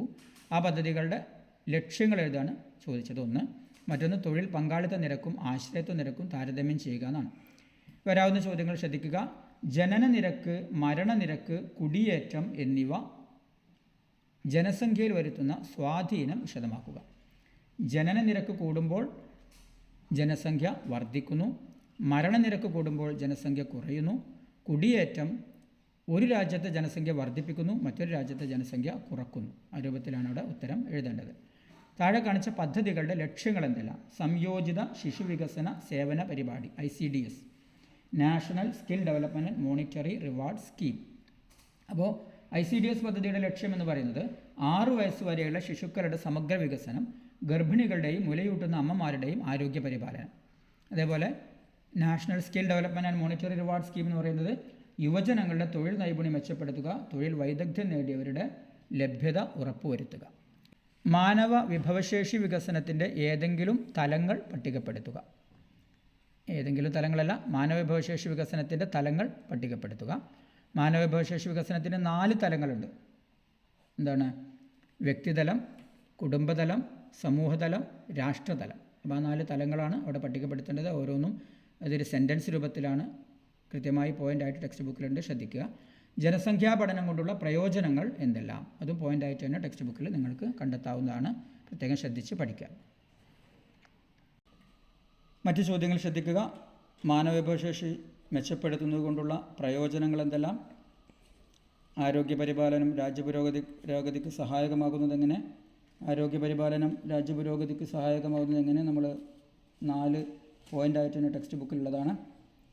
ആരോഗ്യമുള്ള വ്യക്തികൾ ഉണ്ടായാൽ തൊഴിൽ ദിനങ്ങളുടെ എണ്ണം വർദ്ധിക്കും, കാര്യക്ഷമത വർദ്ധിക്കും, പ്രകൃതി വിഭവങ്ങളെ ശരിയായി പ്രയോഗിക്കാൻ പറ്റും, ചികിത്സാ ചെലവുകൾ കുറക്കാൻ പറ്റും. ആ രൂപത്തിലുള്ള പോയിന്റുകളൊക്കെ ഉൾപ്പെടുത്തേണ്ടതുണ്ട്. ചികിത്സാ രംഗത്ത് ഇന്ത്യയിൽ നിലവിലുള്ള വിവിധ തലങ്ങൾ എന്താണ്? അതിൽ ഏറ്റവും താഴെ തട്ടിൽ ആരോഗ്യ ഉപകേന്ദ്രങ്ങളുണ്ട്. ഇതിന് പ്രാഥമിക ആരോഗ്യ കേന്ദ്രം, അതേപോലെ സാമൂഹിക ആരോഗ്യ കേന്ദ്രം, ദെൻ ജില്ലാ ആശുപത്രി, മെഡിക്കൽ കോളേജ്, ഇങ്ങനെ ഉൾപ്പെടുന്ന തലങ്ങളാണ് അവിടെ ഉൾപ്പെടുത്തേണ്ടത്.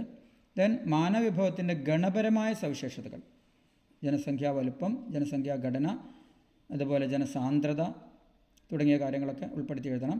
മാനവവിഭവത്തിൻ്റെ ഗുണപരമായ സവിശേഷതകൾ, വിദ്യാഭ്യാസം, ആരോഗ്യപരിപാലനം, അതുപോലെ സാമൂഹിക മൂലധനം, പരിശീലനം തുടങ്ങിയ കാര്യങ്ങൾ ഉൾപ്പെടുത്തേണ്ടതുണ്ട്. ജനനനിരക്ക്, മരണനിരക്ക്, കുടിയേറ്റം അതെന്താണെന്നാണ് ഇവിടെ എഴുതേണ്ടത്. ജനനനിരക്ക് എന്ന് പറയുന്നത് എന്താണ്? 1000 ജനങ്ങൾക്കിടയിൽ ഒരു വർഷത്തിലുണ്ടാവുന്ന സജീവ ജനനങ്ങളാണ്. അങ്ങനെ മരണനിരക്കും കുടിയേറ്റവും എന്താണെന്ന് എഴുതേണ്ടതുണ്ട്. Then 4ാമത്തെ അധ്യായവും 6ാമത്തെ അധ്യായവും option ചാപ്റ്റേഴ്സാണ്. 4 മാർക്കിൻ്റെ ചോദ്യങ്ങളാണ് പരീക്ഷയ്ക്ക് വരിക. ധരാതലീയ ഭൂപടങ്ങളിൽ പൊതുവായി കാണപ്പെടുന്ന സാംസ്കാരിക സവിശേഷതകൾ, അല്പം സിമ്പിളായൊരു ചോദ്യമാണ് പരീക്ഷയ്ക്ക് വന്നത്. അപ്പോൾ അവിടെ മനുഷ്യനിർമ്മിത സവിശേഷതകളായി ഉൾപ്പെടുന്ന ഭൂപടങ്ങളിൽ ഉൾപ്പെടുന്ന കാര്യങ്ങളാണ് എഴുതേണ്ടത്. പരീക്ഷയ്ക്ക് വരാവുന്ന ചോദ്യം ഗ്രിഡ്, കഴിഞ്ഞ പരീക്ഷകൾക്കൊക്കെ വന്ന പോലെ ഗ്രിഡ് കൊടുത്തിട്ട് 6 ഗ്രിഡ് റെഫറൻസ് കണ്ടെത്താനും 6 ഗ്രിഡ് റെഫറൻസ് നൽകി അതിൻ്റെ സവിശേഷത എന്തെന്ന് എഴുതാനും വരാം. അതുപോലെ 4 ഗ്രിഡ് റെഫറൻസ്, അത് പ്രത്യേകം ശ്രദ്ധിച്ച് പഠിക്കാം. നല്ല സാധ്യതയുള്ളൊരു ചോദ്യമാണ്. അതേപോലെ ധരാതലീയ ഭൂപടങ്ങളിലെ പ്രാഥമിക വിവരങ്ങൾ എന്നാൽ എന്ത്? മാർജിന് പുറത്ത് രേഖപ്പെടുത്തിയ വിവരങ്ങളാണ് പ്രാഥമിക വിവരങ്ങൾ. അതിൽ അക്ഷാംശം, രേഖാംശം തുടങ്ങിയ കാര്യങ്ങളൊക്കെ അതിലുണ്ടാവും. അതുപോലെ അത് ചുമതല ആർക്കാണ്, വർഷം ഏതാണ് തുടങ്ങിയ കാര്യങ്ങളൊക്കെ. അതേപോലെ ധരാതലീയ ഭൂപടങ്ങളിൽ ഉൾപ്പെടുത്തിയിട്ടുള്ള വിവരങ്ങളെ എങ്ങനെ തരംതിരിക്കാം? പ്രാഥമിക വിവരങ്ങൾ, ഭൗതിക സവിശേഷതകൾ, സാംസ്കാരിക സവിശേഷതകൾ. ധരാതലീയ ഭൂപടങ്ങളിൽ പൊതുവെ കാണപ്പെടുന്ന ഭൗതിക സവിശേഷതകൾ ഏതെല്ലാം? മോഡൽ പരീക്ഷയ്ക്ക് ചോദിച്ചതുപോലെ ഒരു ചോദ്യം. ഭൗതിക സവിശേഷതകൾ നമ്മൾ പ്രകൃതിദത്തമായ സവിശേഷതകളാണ് എഴുതേണ്ടത്. ദെൻ നമ്മുടെ ടെക്സ്റ്റ് ബുക്കിൽ പേജ് 54, 55 ചില പട്ടികയിൽ സവിശേഷതകൾ, അടയാളങ്ങൾ, ചിഹ്നങ്ങളൊക്കെ ഉണ്ട്. ആ ചിഹ്നങ്ങൾ ഉൾപ്പെടുത്തിക്കൊണ്ട് ഒരു പട്ടിക ആയിക്കൊണ്ടും പരീക്ഷയ്ക്ക് വരാൻ സാധ്യതയുള്ളതാണ്. ആ കാര്യം കൂടി ശ്രദ്ധിക്കുക. അതേപോലെ ചില സവിശേഷതകൾ തന്ന് പ്രാഥമിക വിവരങ്ങൾ, ഭൗതിക സവിശേഷതകൾ, സാംസ്കാരിക സവിശേഷതകൾ തരംതിരിക്കാൻ ചോദിക്കാം. അപ്പോൾ അവിടെ ശ്രദ്ധിക്കുക, മാർജിന് പുറത്ത് രേഖപ്പെടുത്തിയ പൊതുവിവരങ്ങളാണ് പ്രാഥമിക വിവരങ്ങൾ.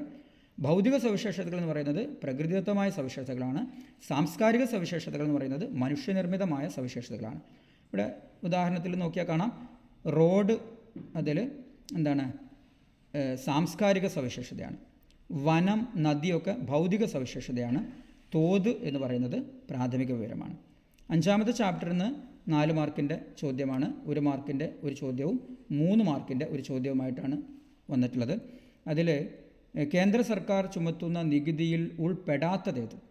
അല്പം ഹയർ ലെവലിൽ സാധാരണ ചോദിക്കാത്ത രീതിയിലാണ് അവിടെ ചോദിച്ചത്. ഉൾപ്പെടാത്തതേത് എന്നാണ്. ശരി ഉത്തരം സ്റ്റാമ്പ് ഡ്യൂട്ടി എന്നതായിരുന്നു. അപ്പോൾ ഉൾപ്പെടുന്ന 3 എണ്ണം ആണ് കേന്ദ്ര സർക്കാർ ചുമത്തുന്ന നികുതിയിൽ ഉൾപ്പെടുന്നതാണ് അവിടെ തന്നിട്ട് ഉണ്ടായിരുന്ന മറ്റ് 3. അതേപോലെ പട്ടിക പേജ് 78, ടെക്സ്റ്റ് ബുക്കിലെ പേജ് 78 ഒരു പട്ടിക കാണാം. ആ പട്ടികയിൽ ഉൾപ്പെടുന്ന കാര്യങ്ങൾ ഉൾപ്പെടുത്തിക്കൊണ്ട്, ഇപ്പോൾ കേന്ദ്ര സർക്കാർ ചുമത്തുന്ന നികുതി, അതുപോലെ സംസ്ഥാന സർക്കാർ ചുമത്തുന്ന നികുതി, തദ്ദേശ സ്വയംഭരണ സർക്കാരുകൾ ചുമത്തുന്ന നികുതി. ഈ രീതിയിലുള്ള പട്ടികയിൽ നിന്ന് തന്നെ വീണ്ടും ചോദ്യങ്ങൾ വരാം. മറ്റു ഉദാഹരണങ്ങൾ കാണാം. കേന്ദ്ര സർക്കാർ ചുമത്തുന്ന നികുതി ഏത്? കേന്ദ്ര സർക്കാർ ചുമത്തുന്ന നികുതി കൊടുത്തിട്ടുള്ളത് ഏതാണ്? കോർപ്പറേറ്റ് നികുതിയാണ്. വികസനേതര ചെലവിന് ഉദാഹരണം അധ്യായത്തിൻ്റെ തുടക്കത്തിലുള്ള വികസനേതര ചെലവ്. വികസനേതര ചെലവ് എന്ന് പറയുമ്പോൾ ഏതാണ് വികസനേതര ചെലവ്? അത് പെൻഷനാണ്. അതുപോലെ താഴെ കാണിച്ചവയിൽ വികസന ചെലവ് ഏത്? വികസന ചെലവ് യുദ്ധം, പലിശ, പെൻഷനൊക്കെ വികസനേതര ചെലവാണ്. വികസന ചെലവ് പാലമാണ്. ദെൻ പ്രത്യക്ഷ നികുതിയിൽ പെടാത്തതേത്? പ്രത്യക്ഷ നികുതിയിൽ പെടാത്തതേത്? ഇപ്പോൾ പ്രത്യക്ഷ നികുതി എന്ന് പറയുമ്പോൾ എന്താണ്? നേരിട്ട് ഉള്ള നികുതിയാണ്. അത് നികുതി നൽകുന്നവരും നികുതി ചുമത്തപ്പെടുന്നതും ഒരേ വ്യക്തിയിലാണ്. അപ്പോൾ പ്രത്യക്ഷ നികുതിയിൽ പെടാത്തത് ഇതിൽ വരുന്നത് ചരക്ക് സേവന നികുതിയാണ്. അതാണ് പരോക്ഷ നികുതി. നികുതി എന്നാൽ എന്ത്? വിവിധ തരം നികുതികൾ ഏതെല്ലാം? ഇതാണ് പരീക്ഷയ്ക്ക് ചോദിച്ച 3 മാർക്കിൻ്റെ ചോദ്യം. വരാവുന്ന ചോദ്യങ്ങൾ: ചരക്ക് സേവന നികുതികളുടെ വിവിധ ഇനങ്ങൾ ഏതെല്ലാം? വിശദമാക്കുക.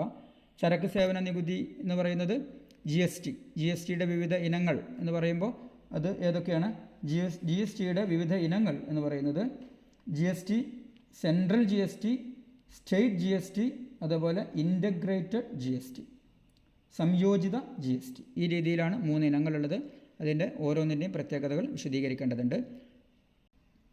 എന്താണ് പൊതുചെലവ്? പൊതുചെലവുകളെ എങ്ങനെ തരംതിരിക്കാം? പൊതുചെലവ്, പൊതുവരുമാനം, പൊതുകടം, ഇതൊക്കെ പ്രത്യേകം വളരെ സിമ്പിളായിട്ട് തന്നെ ഓർത്തു വെക്കുക. പൊതുചെലവ് എന്ന് പറയുന്നത് സർക്കാരിൻ്റെ ചെലവാണ് പൊതുചെലവ്. പൊതുചെലവുകളെ എങ്ങനെ തരംതിരിക്കാം? വികസന ചെലവുകൾ, വികസനേതര ചെലവുകൾ.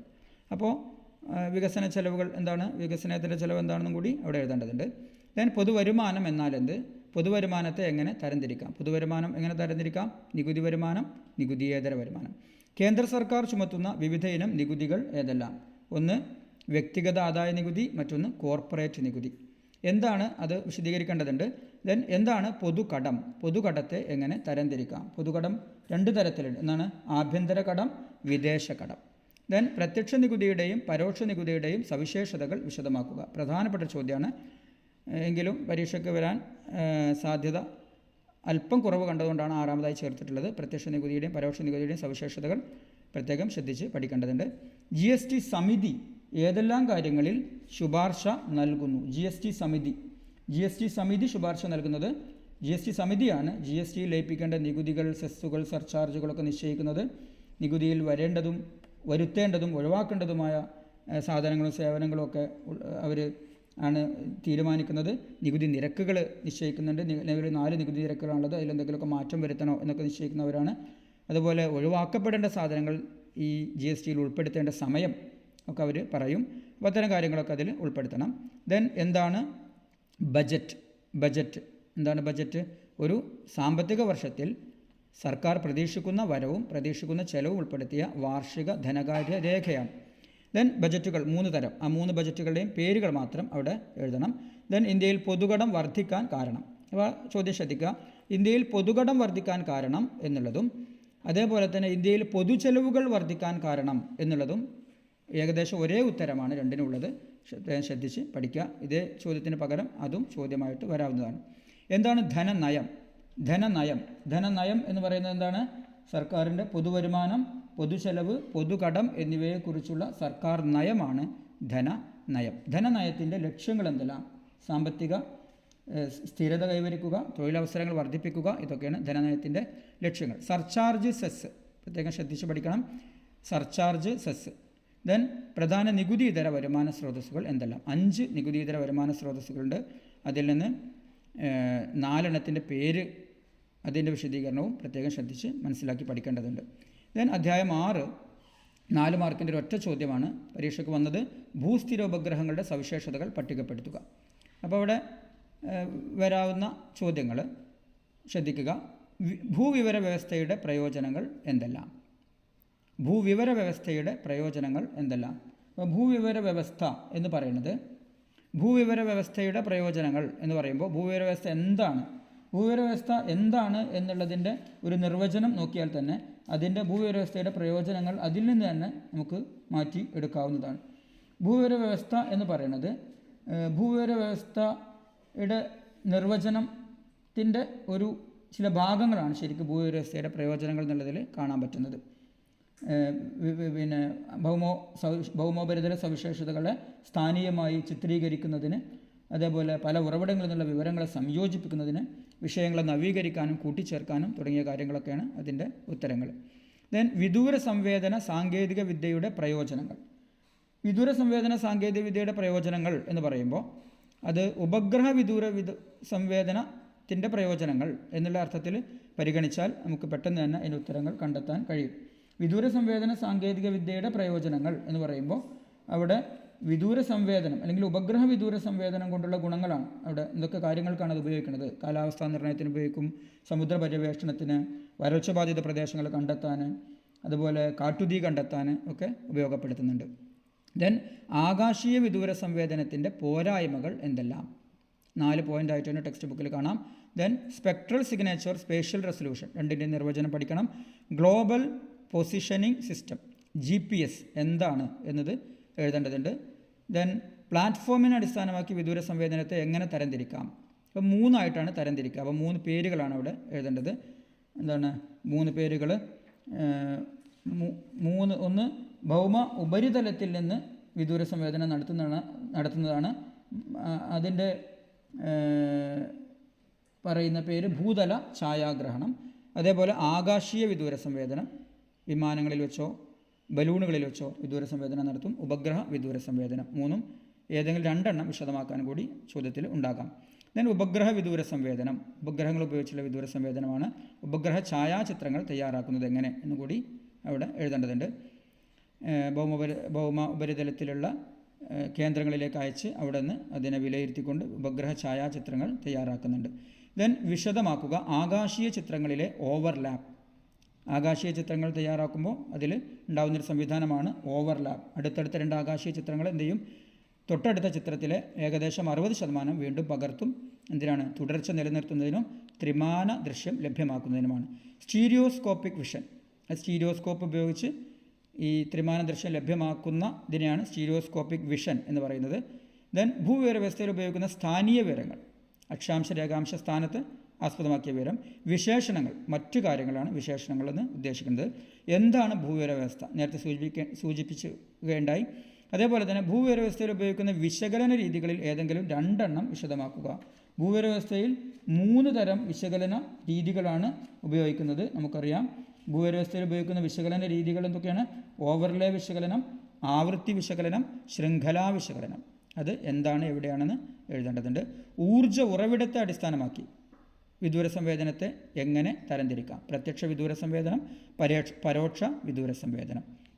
7ാമത്തെ അധ്യായത്തിൽ നിന്ന് 7 മാർക്കിൻ്റെ ചോദ്യങ്ങളാണ്. 1 മാർക്കിൻ്റെ ഒരു ചോദ്യം, 3 മാർക്കിൻ്റെ ഒരു ചോദ്യം, ദെൻ 3 മാർക്ക് മാപ്പിൽ നിന്നുള്ള ചോദ്യമാണ്. അപ്പോൾ 1 മാർക്കിൻ്റെ ചോദ്യം ഉണ്ടാവും. പരീക്ഷയ്ക്ക് വന്ന ചോദ്യം ഹിമാലയൻ നദികളെ സംബന്ധിച്ച് ശരിയായ പ്രസ്താവന കണ്ടെത്തി എഴുതുക എന്നായിരുന്നു. ഹിമാലയൻ നദികൾ, ഉപദ്വീപീയ നദികൾ താരതമ്യപ്പെടുത്തുന്ന പട്ടിക ടെക്സ്റ്റ് ബുക്കിലുണ്ട്. അപ്പോൾ അവിടെ കാണുന്ന ഒരു കാര്യം, ഹിമാലയൻ നദികൾക്ക് അതിവിസ്തൃതമായ വൃഷ്ടിപ്രദേശം, അതേപോലെ ജലസേചന സാധ്യത കൂടുതൽ, അങ്ങനെ ഓരോന്നും അധികമാണ്. അപ്പോൾ ആ രീതിയിൽ ഒന്ന് ശ്രദ്ധിച്ചാൽ ഈ പട്ടികയിൽ നിന്ന് അല്ലെങ്കിൽ ബ്രാക്കറ്റിൽ നിന്ന് എടുത്തെഴുതുന്ന ചോദ്യങ്ങൾക്ക് പെട്ടെന്ന് തന്നെ ഉത്തരത്തിലേക്ക് എത്താൻ കഴിയും. ദെൻ വരാവുന്ന ചോദ്യങ്ങൾ ടെക്സ്റ്റ് ബുക്കിലെ പേജ് നമ്പർ 126 ഉള്ള പട്ടികയിൽ നിന്ന് വരാം. താഴെ കാണിച്ചതിൽ പടിഞ്ഞാറൻ തീരസമതലത്തിൻ്റെ സവിശേഷത ഏത്? കിഴക്കൻ തീരസമതലത്തെയും പടിഞ്ഞാറൻ തീരസമതലത്തെയും താരതമ്യപ്പെടുത്തുന്ന പട്ടികയാണ്. ഇപ്പോൾ തന്നിട്ടുള്ള 4 ഓപ്ഷൻസിൽ ശരിയുത്തരം ഏതാണ്? വീതി കൂടുതലുള്ളത് പടിഞ്ഞാറൻ തീരസമതലമാണോ? അല്ല, കിഴക്കൻ തീരസമതലമാണ്. അപ്പോൾ പടിഞ്ഞാറൻ തീരസമതലത്തിൻ്റെ സവിശേഷത കായലുകളും അഴിമുഖങ്ങളും കാണപ്പെടുന്നു എന്നുള്ളതാണ്. ദെൻ രണ്ടാമത്തെ മറ്റൊരു ചോദ്യം, വടക്കുകിഴക്കൻ മൺസൂൺ കാലത്തിൻ്റെ പ്രത്യേകത ഏത്? വടക്കുകിഴക്കൻ മൺസൂൺ, തെക്കു പടിഞ്ഞാറൻ മൺസൂൺ. അപ്പോൾ വടക്കുകിഴക്കൻ മൺസൂണിൻ്റെ പ്രത്യേകത ഉള്ളത് ഒക്ടോബർ ചൂടാണ്. പടിഞ്ഞാറൻ തീരസമതലത്തിന് കൊങ്കൺ തീരം, അതുപോലെ കൊങ്കൺ തീരമാണ് പടിഞ്ഞാറൻ തീരസമുദ്രത്തിൻ്റെ ഭാഗം. മറ്റൊന്ന് മലബാർ തീരം, ഗുജറാത്ത് തീരം എന്നിവയാണ്. ബാക്കി 3 കിഴക്കൻ തീരസമുദ്രത്തിൻ്റെ ഭാഗമാണ്. അടുത്ത ചോദ്യത്തിന് ഉത്തരവും അതിൽ നിന്ന് കണ്ടെത്താൻ പറ്റും. മാംഗോ ഷവർ എന്നിവ വീശുന്നത് ഏത് കാലത്താണ്? മാംഗോ ഷവർ ഒക്കെ വീശുന്നത് ഉഷ്ണകാലത്താണ്. ദെൻ രാജസ്ഥാനിൽ മഴ കുറയാൻ കാരണമാകുന്നത് ഏത് പർവ്വതനിരയുടെ സ്ഥാനമാണ്? ഏതാണ്? ആരവല്ലിയാണ്. ഉത്തര പർവ്വത മേഖലയെക്കുറിച്ചുള്ള പട്ടിക ടെക്സ്റ്റ് ബുക്കിലെ പേജ് നമ്പർ 113 അതിൽ നിന്ന് ചോദ്യങ്ങൾ വരാം. അതേപോലെ തന്നെ ഏഴാമത്തെ മറ്റൊരു ചോദ്യം, കോറമാണ്ടൽ തീരത്ത്, തമിഴ്നാട് തീരത്ത് കനത്ത മഴയുണ്ടാകുന്ന ഏത് കാലത്താണ്? ഏത് കാലത്താണ്? വടക്കു കിഴക്കൻ മൺസൂൺ കാലത്താണ്. കിഴക്കൻ മലനിരകളിൽ ഉൾപ്പെടുന്നത് ഏത്? കിഴക്കൻ മലനിരകളിൽ ഉൾപ്പെടുന്ന ചെറിയ മലനിരകളാണ് മിസോ, നാഗ, പത്കായ്ബും. അപ്പോൾ മിസോ ആണ് ഇവിടെ ശരി ഉത്തരം. ദെൻ ഇന്ത്യയിലെ ഏറ്റവും ഉയരമുള്ള കൊടുമുടി ഗോഡ്വിൻ ഓസ്റ്റിൻ. ഡൂണുകൾ കാണപ്പെടുന്നത് എവിടെ? ഡൂണുകൾ എവിടെയാണ്? സിവാലിക്കിലാണ് ഡൂണുകൾ ഉള്ളത്. ലോകത്തെ ഏറ്റവും കൂടുതൽ മഴ ലഭിക്കുന്ന പ്രദേശം ഉത്തര പർവ്വത മേഖലയുടെ ഏത് ഭാഗത്താണ്? കിഴക്കൻ മലനിരകളിലാണ്. ഇന്ത്യയിൽ ഏറ്റവും അധികം തേയില ഉൽപ്പാദിപ്പിക്കുന്നത് എവിടെയാണ്? ആസാമിലാണ്. ദെൻ ഹിമാലയൻ നദികളെക്കുറിച്ചുള്ള പട്ടികയുടെ പേജ് നമ്പർ 118 അതിൽ നിന്ന് ചോദ്യങ്ങൾ വരാം. ഉദാഹരണങ്ങൾ പറയാം. ടിബറ്റിലെ മാനസരോവറിൽ നിന്ന് ഉത്ഭവിക്കുന്ന നദി ഏതാണ്? സിന്ധു നദിയാണ് ശരി ഉത്തരം. അതുപോലെ യമുന നദി ഏത് നദിയുടെ പോഷക നദിയാണ്? സിന്ധു നദിക്ക് 5 പോഷക നദികളാണ്, അതിൽപ്പെട്ടതല്ല. ഗംഗാ നദിയുടെ പോഷക നദിയാണ് യമുന.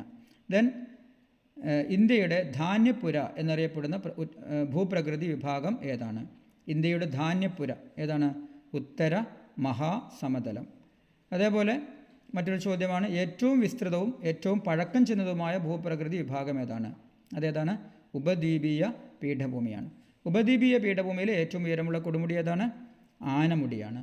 അത് കേരളത്തിലാണ്. ദെൻ ധാതുക്കളുടെ കലവറ എന്നറിയപ്പെടുന്ന ഭൂപ്രകൃതി വിഭാഗം. ധാതുക്കളുടെ കലവറ എന്നറിയപ്പെടുന്നത് ഏതാണ്? അത് ഉപദ്വീപീയ പീഠഭൂമിയാണ്. ധാരാളം ധാതുക്കൾ അവിടെ അടങ്ങിയിട്ടുണ്ട്. ഉപദ്വീപീയ നദികളെക്കുറിച്ചുള്ള പട്ടികയിൽ നിന്നും ചോദ്യങ്ങൾ വരാം.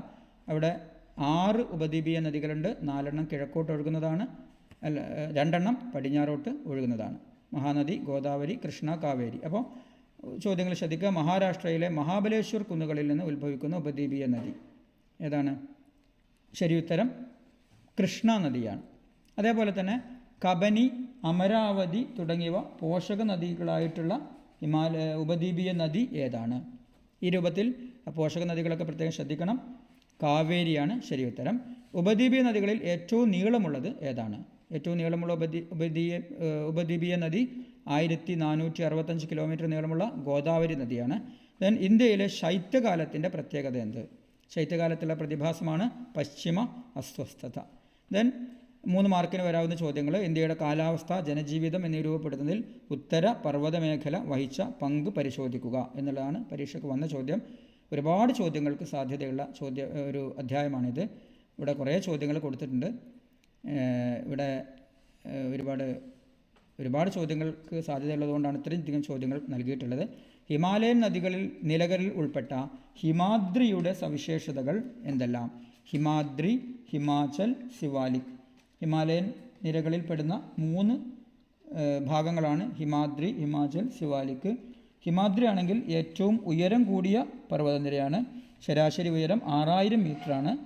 ഗംഗ, യമുന തുടങ്ങിയവയൊക്കെ അതിൽ നിന്നാണ് ഉത്ഭവിക്കുന്നത് തുടങ്ങിയ കാര്യങ്ങളാണ് അവിടെ ഉൾപ്പെടുത്തേണ്ടത്. അതേപോലെ സിവാലിക്കിൻ്റെ സവിശേഷതകൾ നേരത്തെ പറഞ്ഞു. ഡൂണുകൾ കാണപ്പെടുന്നത് അവിടെയാണ്. ശരാശരി ഉയരം 1220 മീറ്ററാണ്. അതേപോലെ തന്നെ ഉത്തരപർവ്വത മേഖലയുടെ ഭാഗമായ ഹിമാലയത്തിൻ്റെ സവിശേഷതകൾ എന്ന് ചോദിക്കാം. അപ്പോൾ ഈ പറയുന്ന ഹിമാദ്രി, ഹിമാചൽ, സിവാലിക്കൊക്കെ അതിൽ ഉൾപ്പെടുത്തിയാൽ അതൊക്കെ ഉൾപ്പെടുത്താവുന്ന വളരെ എളുപ്പമുള്ളൊരു ചോദ്യമായിട്ട് മാറും. ഉപദ്വീപീയ പീഠഭൂമിയെക്കുറിച്ച് ലഘുക്കുറിപ്പ് തയ്യാറാക്കുക. നേരത്തെ ഒറ്റവാക്കിയുള്ള ചോദ്യങ്ങളിൽ 2 കാര്യങ്ങൾ ഉപദ്വീപീയ പീഠഭൂമിയെക്കുറിച്ച് കൊടുത്തിട്ടുണ്ട്. അത്തരം കാര്യങ്ങളൊക്കെ ഉൾപ്പെടുത്തി എഴുതാം. ദെൻ ഉത്തര മഹാസമുദ്രത്തിൻ്റെ പ്രത്യേകതകൾ, ഒരു പ്രത്യേകത നേരത്തെ 1 വേർഡ് ചോദ്യത്തിലുണ്ട്. ദെൻ ആൻഡമാൻ നിക്കോബാർ ദ്വീപുകളുടെ സവിശേഷത, അതിൻ്റെ തലസ്ഥാനം, അതേപോലെ അതിൻ്റെ 2 ഭാഗങ്ങൾ തുടങ്ങിയ കാര്യങ്ങളൊക്കെ ഉൾപ്പെടുത്താം. ഇന്ത്യയുടെ കാലാവസ്ഥ, ജനജീവിതം എന്നിവയിൽ ഉത്തരപർവ്വത മേഖലയുടെ സ്വാധീനം നേരത്തെ ചോദിച്ച ചോദ്യം തന്നെയാണ്. ഹിമാലയൻ നദികളെയും ഉപദ്വീപീയ നദികളെയും താരതമ്യപ്പെടുത്തുക, നേരത്തെ സൂചിപ്പിക്കുകയുണ്ടായി. പടിഞ്ഞാറൻ തീരത്തെയും കിഴക്കൻ തീരത്തെയും താരതമ്യപ്പെടുത്തുക അവസാനം ടെക്സ്റ്റ് ബുക്കിലെ പട്ടികയാണ്. അതും വളരെ ലളിതമായ രീതിയിൽ കമ്പയർ ചെയ്ത് മനസ്സിലാക്കി വെക്കുക. ഇന്ത്യയിലെ ശൈത്യകാലത്തിൻ്റെ പ്രത്യേകതകൾ, ശൈത്യകാലം എന്നാണ്, ശൈത്യകാലത്തുണ്ടാകുന്ന പ്രത്യേക പ്രതിഭാസം ഏതാണ് തുടങ്ങിയ കാര്യങ്ങളൊക്കെ ശ്രദ്ധിക്കുക. തെക്ക് പടിഞ്ഞാറൻ മൺസൂൺ കാലത്തെക്കുറിച്ച് കുറിപ്പെഴുതുക. തെക്ക് പടിഞ്ഞാറൻ മൺസൂൺ കാലം എന്ന് പറയുന്നത് എന്താണ്? കിഴക്കൻ മൺസൂൺ, തെക്ക് പടിഞ്ഞാറൻ മൺസൂൺ, 2 മൺസൂണുകളാണുള്ളത്. ഇന്ത്യയിൽ 2 മൺസൂൺ കാലങ്ങളാണ്. അതിനെക്കുറിച്ച് ആ ഭാഗം ശ്രദ്ധിച്ച് പഠിക്കുക. മൺസൂണിൻ്റെ പിൻവാങ്ങൽ കാലം, അതിൻ്റെ മറ്റൊരു പേരാണ് വടക്കു കിഴക്കൻ മൺസൂൺ കാലം എന്ന് പറയുന്നത്. ദെൻ 3 മാർക്ക് മാപ്പിൽ നിന്നുള്ള ചോദ്യമാണ്. സാധാരണ പോലെ തന്നെ നദി, പീഠഭൂമി, പർവ്വതം, തുറമുഖം. അപ്പോൾ ഇവിടെ വരാവുന്ന, നേരത്തെ സൂചിപ്പിച്ചതുപോലെ പ്രധാനമായിട്ടും ചോദിക്കാവുന്നത് 6 നദികളിൽ ഏതെങ്കിലും ഒരു നദിയായിരിക്കും.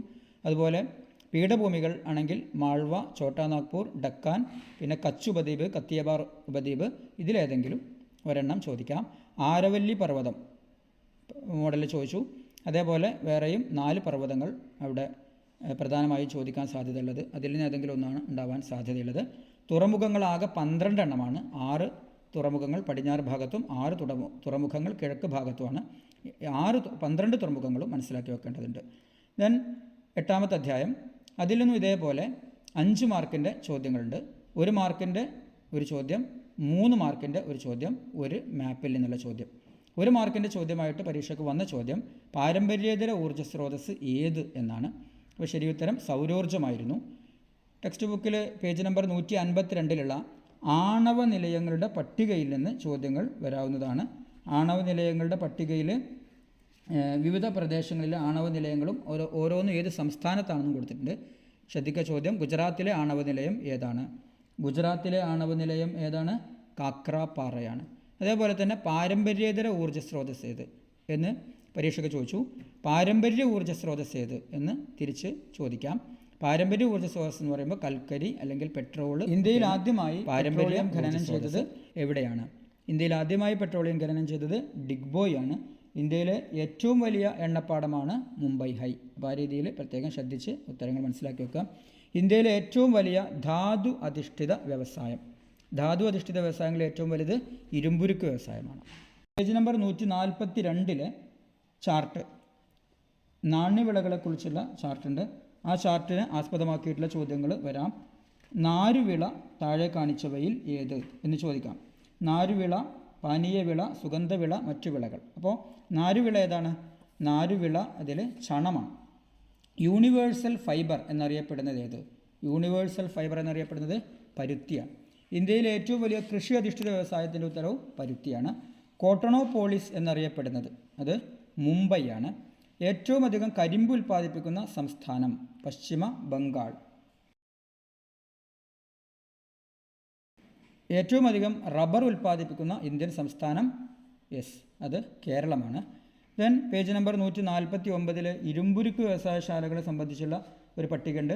ആ പട്ടികയിൽ നിന്നും 1 വേർഡ് ചോദ്യങ്ങൾ വരാം. ചോദ്യങ്ങൾ ശ്രദ്ധിക്കുക. ദക്ഷിണേന്ത്യയിലെ ആദ്യ ഇരുമ്പുരുക്ക് വ്യവസായശാല ഏതാണ്? Visvesvaraya iron and steel works limited ആണ് ദക്ഷിണേന്ത്യയിലെ ആദ്യ ഇരുമ്പുരുക്ക് വ്യവസായശാല.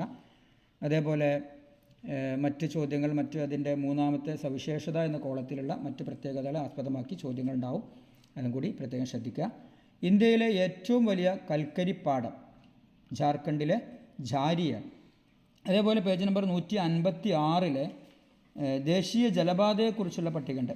ആ പട്ടികയെ ആസ്പദമാക്കിയതും ചോദ്യങ്ങൾ വരാം. അതിൽ പെട്ട ഒരു ചോദ്യം, ദേശീയ ജലപാത 1 ഏതെല്ലാം സ്ഥലങ്ങളെ തമ്മിൽ ബന്ധിപ്പിക്കുന്നു? ഏതൊക്കെ സ്ഥലങ്ങളെയാണ് തമ്മിൽ ബന്ധിപ്പിക്കുന്നത്? അലഹാബാദ് മുതൽ ഹാൽഡിയ വരെയാണ് ദേശീയ ജലപാത 1 ബന്ധിപ്പിക്കുന്നത്. ദെൻ ഇന്ത്യയിലെ ഏറ്റവും വലിയ എണ്ണപ്പാടം ഏത്? ഇന്ത്യയിലെ ഏറ്റവും വലിയ എണ്ണപ്പാടം മുംബൈ ഹൈ ആണ്. ദെൻ മുംബൈ ഇന്ത്യയുടെ പ്രധാന പരുത്തിത്തുണി വ്യവസായ കേന്ദ്രമാകുന്നതിനുള്ള അനുകൂല സാഹചര്യങ്ങൾ എന്തെല്ലാം എന്നാണ് 3 മാർക്കിന് മോഡൽ പരീക്ഷയ്ക്ക് ചോദിച്ചത്. 1ാമത്തെ ചോദ്യം, ജലഗതാഗതത്തിനുള്ള മേന്മകൾ എന്തെല്ലാം? ജലഗതാഗതത്തിനുള്ള മേന്മകൾ എന്തെല്ലാം? പരിസ്ഥിതി മലിനീകരണം ഉണ്ടാക്കുന്നില്ല. അതേപോലെ തന്നെ ചരക്ക് ഗതാഗതത്തിന് വളരെ യോജിച്ചതാണ്, ഏറ്റവും ചെലവ് കുറഞ്ഞ ഗതാഗത മാർഗമാണ് തുടങ്ങിയ കാര്യങ്ങളാണ് അവിടെ ഉൾപ്പെടുത്തേണ്ടത്. നെൽകൃഷിക്ക് യോജിച്ച ഭൂമിശാസ്ത്ര ഘടകങ്ങൾ ഏതെല്ലാം? ഇവിടെ ഗോതമ്പ്, നെല്ല്, ചോളം, തേയില, റബ്ബർ തുടങ്ങിയ കൃഷികളെക്കുറിച്ചൊക്കെ അതിൻ്റെ യോജിച്ച ഭൂമിശാസ്ത്ര ഘടകങ്ങൾ എന്ന് ചോദിക്കുന്നതുകൊണ്ട് ഉദ്ദേശിക്കുന്നത് മണ്ണ്, താപനില, മഴ എന്നിവയാണ്. അപ്പോൾ ഈ 3 കാര്യങ്ങളാണ് അവിടെ ഉൾപ്പെടുത്തേണ്ടത്. നെൽകൃഷിയെക്കുറിച്ച് ചോദിക്കുമ്പോൾ എക്കൽ മണ്ണാണ് അവിടുത്തെ ഏറ്റവും യോജിച്ച മണ്ണ്. അതുപോലെ ഉയർന്ന താപനില 24 ഡിഗ്രിയുടെ മുകളിൽ താപനില വേണം, 150 സെൻറ്റിമീറ്ററിൽ കൂടുതൽ മഴ വേണം. അതാണ് അവിടെ ഉൾപ്പെടുത്തേണ്ട മറ്റു ഘടകങ്ങൾ. അതേപോലെ ഗോതമ്പ് കൃഷി, ചോളം കൃഷി തുടങ്ങിയ കാര്യങ്ങൾ, തേയില കൃഷിയൊക്കെ ശ്രദ്ധിക്കുക. അതേപോലെ ഇന്ത്യയിൽ ഉൾനാടൻ ജലഗതാഗതത്തിനായി പ്രയോജനപ്പെടുത്തുന്ന പ്രധാന ജലാശയങ്ങൾ ഏതെല്ലാം? അധ്യായത്തിൻ്റെ അവസാന ഭാഗത്ത് കൊടുത്ത കാര്യങ്ങളാണ് അവിടെ പറയുന്നത്. ഉൾനാടൻ ജലഗതാഗതത്തിനായി ഉപയോഗിക്കുന്ന പ്രധാന ജലാശയങ്ങൾ എന്ന് പറയുമ്പോൾ അതിൽ കേരളത്തിലെ കായലുകൾ ഉൾപ്പെടുന്നുണ്ട്. അതേപോലെ ഗംഗ, ബ്രഹ്മപുത്ര നദികളുണ്ട്, ഗോദാവരി, കൃഷ്ണ നദികളും പോഷക നദികളുണ്ട്. അങ്ങനെ 3 കാര്യങ്ങൾ അവിടെ ഉൾപ്പെടുത്തേണ്ടതുണ്ട്. ദെൻ പാരമ്പര്യേതര ഊർജ്ജ സ്രോതസ്സുകൾ എന്നാൽ എന്താണ് പാരമ്പര്യ ഊർജ്ജ സ്രോതസ്സുകൾ, പാരമ്പര്യേതര ഊർജ്ജ സ്രോതസ്സുകൾ, ഈ 2 കാര്യങ്ങൾ ശ്രദ്ധിക്കണം. പാരമ്പര്യ ഊർജ്ജ സ്രോതസ്സുകൾ എന്ന് പറയുന്നത് പരമ്പരാഗതമായി നമ്മൾ ഉപയോഗിച്ച് വരുന്ന ഊർജ്ജ സ്രോതസ്സുകളാണ്. അത് എന്താണ്? ഭൂമിയിൽ നിന്ന് കുഴിച്ചെടുക്കുന്ന വസ്തുക്കൾ അതുപോലെ ഒക്കെയാണത് പാരമ്പര്യ ഊർജ്ജ സ്രോതസ്സുകൾ. പാരമ്പര്യ ഇതര ഊർജ്ജ സ്രോതസ്സുകൾ എന്ന് പറയുന്നത് വേലി ഊർജ്ജം, സൗര ഊർജ്ജം, അതുപോലെ തിരമാലയിൽ നിന്നുള്ള ഊർജ്ജം തുടങ്ങിയ ഊർജ്ജങ്ങളൊക്കെയാണ് പാരമ്പര്യേതര ഊർജ്ജ സ്രോതസ്സുകൾ എന്ന് പറയുന്നത്. 9ാമത്തെ അധ്യായത്തിൽ നിന്നും 8 മാർക്കിൻ്റെ ചോദ്യങ്ങളാണ്. അതിൽ ഇപ്പോൾ പരീക്ഷയ്ക്ക് വന്ന ചോദ്യങ്ങൾ മൈക്രോ ഫിനാൻസിൻ്റെ ലക്ഷ്യങ്ങൾ എന്തെല്ലാം, അതുപോലെ പണവായ്പയും ഓവർ ഡ്രാഫ്റ്റും എങ്ങനെ വ്യത്യാസപ്പെട്ടിരിക്കുന്നു, ഈ 2 ചോദ്യങ്ങളാണ്. വരാവുന്ന ചോദ്യങ്ങൾ ശ്രദ്ധിക്കുക. ഭാരതീയ റിസർവ് ബാങ്കിൻ്റെ പ്രധാന ധർമ്മങ്ങൾ. ഒരു ധർമ്മം നമുക്ക് എല്ലാവർക്കും അറിയാം, നോട്ട് അച്ചടിച്ചിറക്കൽ. മറ്റ് ധർമ്മങ്ങൾ എന്തൊക്കെയാണ്? ബാങ്കുകളുടെ ബാങ്ക്, സർക്കാരിൻ്റെ ബാങ്ക്, വായ്പ നിയന്ത്രിക്കൽ. ദെൻ സവിശേഷ ബാങ്കുകൾ എന്നാൽ എന്ത്? ഉദാഹരണ സഹിതം വിശദമാക്കുക. 4 തരം ബാങ്കുകൾ നമുക്കറിയാം: വാണിജ്യ ബാങ്കുകൾ, സഹകരണ ബാങ്കുകൾ, വികസന ബാങ്കുകൾ, സവിശേഷ ബാങ്കുകൾ. സവിശേഷ ബാങ്കുകൾ എന്ന് പറയുന്നത് ചില പ്രത്യേക മേഖലകളുടെ വികസനത്തിന് വേണ്ടി സഹായം നൽകുന്ന ബാങ്കുകളാണ്. എക്സിം ബാങ്ക് ഓഫ് ഇന്ത്യ ഒക്കെ അതിൻ്റെ ഉദാഹരണമാണ്. ദെൻ ബാങ്ക് ഇതര ധനകാര്യ കമ്പനികൾ നൽകുന്ന സേവനങ്ങൾ എന്തെല്ലാം? ബാങ്ക് ഇതര ധനകാര്യ കമ്പനികൾ എന്ന് പറയുമ്പോൾ അതിൽ പ്രധാനമായും വരുന്നത് KSFE ആണ്. ഇപ്പോൾ KSFE നൽകുന്ന സേവനങ്ങൾ ഓർത്തുകൊണ്ട് അതിൽ ഉത്തരങ്ങൾ എഴുതാവുന്നതാണ്. ദെൻ സമ്പാദ്യ നിക്ഷേപം, സ്ഥിര നിക്ഷേപം എന്നിവയുടെ സവിശേഷതകൾ. 4 തരം നിക്ഷേപങ്ങളുണ്ട്: സമ്പാദ്യ നിക്ഷേപം, സ്ഥിര നിക്ഷേപം, ആവർത്തിത നിക്ഷേപം, അതുപോലെ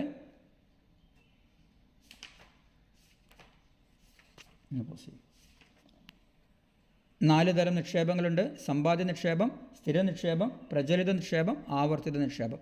ഈ 4 നിക്ഷേപ രീതികളുടെയും സവിശേഷതകൾ മനസ്സിലാക്കി വെക്കേണ്ടതുണ്ട്.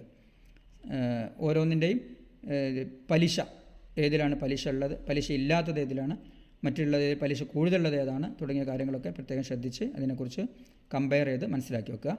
ഏതൊക്കെ ആവശ്യങ്ങൾക്കാണ് ജനങ്ങൾക്ക് പണവായ്പ നൽകാറുള്ളത്? എല്ലാവർക്കും അറിയാവുന്നതാണ്, എങ്കിലും പ്രത്യേകം ഒന്ന് ശ്രദ്ധിച്ച് ഉത്തരങ്ങൾ രേഖപ്പെടുത്തുക. വീട് നിർമ്മാണത്തിന്, അതുപോലെ കൃഷിക്ക്, ഇങ്ങനെയൊക്കെ പണവായ്പകൾ നൽകാറുണ്ട്. ദെൻ ക്രെഡിറ്റ് കാർഡ് സംവിധാനത്തെക്കുറിച്ച് കുറിപ്പെഴുതുക. സഹകരണ ബാങ്കുകളുടെ ഉദ്ദേശങ്ങൾ എന്തെല്ലാം? സഹകരണ ബാങ്കുകൾ നമ്മുടെ നാട്ടിൻപുറത്തുള്ള ബാങ്കുകളാണ് സഹകരണ ബാങ്കുകൾ. സഹകരണ ബാങ്കുകൾ എന്ന് പറയുന്നത് എന്തിനുള്ളതാണ്? ജനങ്ങൾക്ക് വായ്പ നൽകുക, ഗ്രാമീണരെ സ്വകാര്യ പണമിടപാട് വ്യക്തികളിൽ നിന്ന് സംരക്ഷിക്കുക, കുറഞ്ഞ പലിശ നിരക്കിൽ വായ്പ നൽകുക, ജനങ്ങളിൽ സമ്പാദ്യശീലം വളർത്തുക.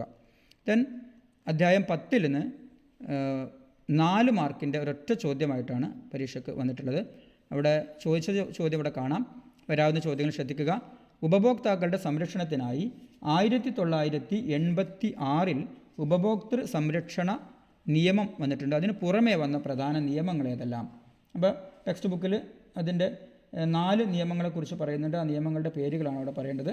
സാധന വിൽപ്പന നിയമം, കാർഷികോൽപ്പന്ന ഗ്രേഡിംഗ് മാർക്കിംഗ് നിയമം 1937, അവശ്യ സാധന നിയമം 1955, അളവ് തൂക്ക നിലവാര നിയമം 1976. ദെൻ മറ്റൊരു ചോദ്യം: സംസ്ഥാന ഉപഭോക്തൃ തർക്ക പരിഹാര കമ്മീഷൻ, ദേശീയ ഉപഭോക്തൃ തർക്ക പരിഹാര കമ്മീഷൻ എന്നിവ എങ്ങനെ വ്യത്യാസപ്പെട്ടിരിക്കുന്നു? അവിടെ ഇതിന് പകരം ജില്ലാ ഉപഭോക്തൃ തർക്ക പരിഹാര ഫോറവും ഉൾപ്പെടുത്തിക്കൊണ്ട് വരാം. അപ്പോൾ ഓരോന്നിൻ്റെയും ഒരു സാമ്പത്തിക പരിധിയുണ്ട്. ജില്ലാ ഉപഭോക്തൃ തർക്ക പരിഹാര ഫോറം എന്ന് പറയുന്നത് 20 ലക്ഷം വരെയാണ്. അതേപോലെ സംസ്ഥാന ഉപഭോക്തൃ തർക്ക പരിഹാരം പറയുന്നത് 1 കോടിയാണ്. മറ്റേത് 1 കോടിക്ക് മുകളിലാണ് ദേശീയ ഉപഭോക്തൃ തർക്ക പരിഹാര കമ്മീഷൻ. അതേപോലെ തന്നെ ജില്ലാ ഉപഭോക്തൃ തർക്ക പരിഹാര ഫോറമാണെങ്കിൽ അവിടെ ജില്ലാ തലത്തിൽ പ്രവർത്തിക്കുന്നു, മറ്റേത് സംസ്ഥാന തലത്തിൽ പ്രവർത്തിക്കുന്നു, മറ്റേത് ദേശീയ തലത്തിൽ പ്രവർത്തിക്കുന്നു. അങ്ങനെ ആ വ്യത്യാസങ്ങൾ മനസ്സിലാക്കി വെക്കുക. ദെൻ സാധനങ്ങളുടെയും സ്ഥാപനങ്ങളുടെയും ഗുണമേന്മ ഉറപ്പുവരുത്താൻ സഹായകമായ ചിഹ്നങ്ങളിൽ ഏതെങ്കിലും 2 നമുക്ക് വളരെ പരിചയമുള്ളതാണ്. സാധനങ്ങളും സേവനങ്ങളൊക്കെ വാങ്ങുമ്പോൾ ചിഹ്നങ്ങൾ ISI, ISO, BIS തുടങ്ങിയ ചിഹ്നങ്ങളൊക്കെ ഉണ്ട്. അതിൽ നിന്ന് 2 ചിഹ്നങ്ങൾ എന്തിനാണെന്ന് വിശദീകരിക്കാൻ കൂടി മനസ്സിലാക്കി വെക്കുക.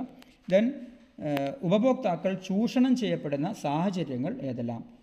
ഇവിടെ ഈ അധ്യായത്തിൽ പൊതുവെ മനസ്സിലാക്കേണ്ടത് ഉപഭോക്താക്കൾക്ക് ആവശ്യമായ 4 കാര്യങ്ങൾ, അല്ലെങ്കിൽ ഉപഭോക്താവ് പ്രതീക്ഷിക്കുന്ന 4 കാര്യങ്ങൾ എന്താണ്?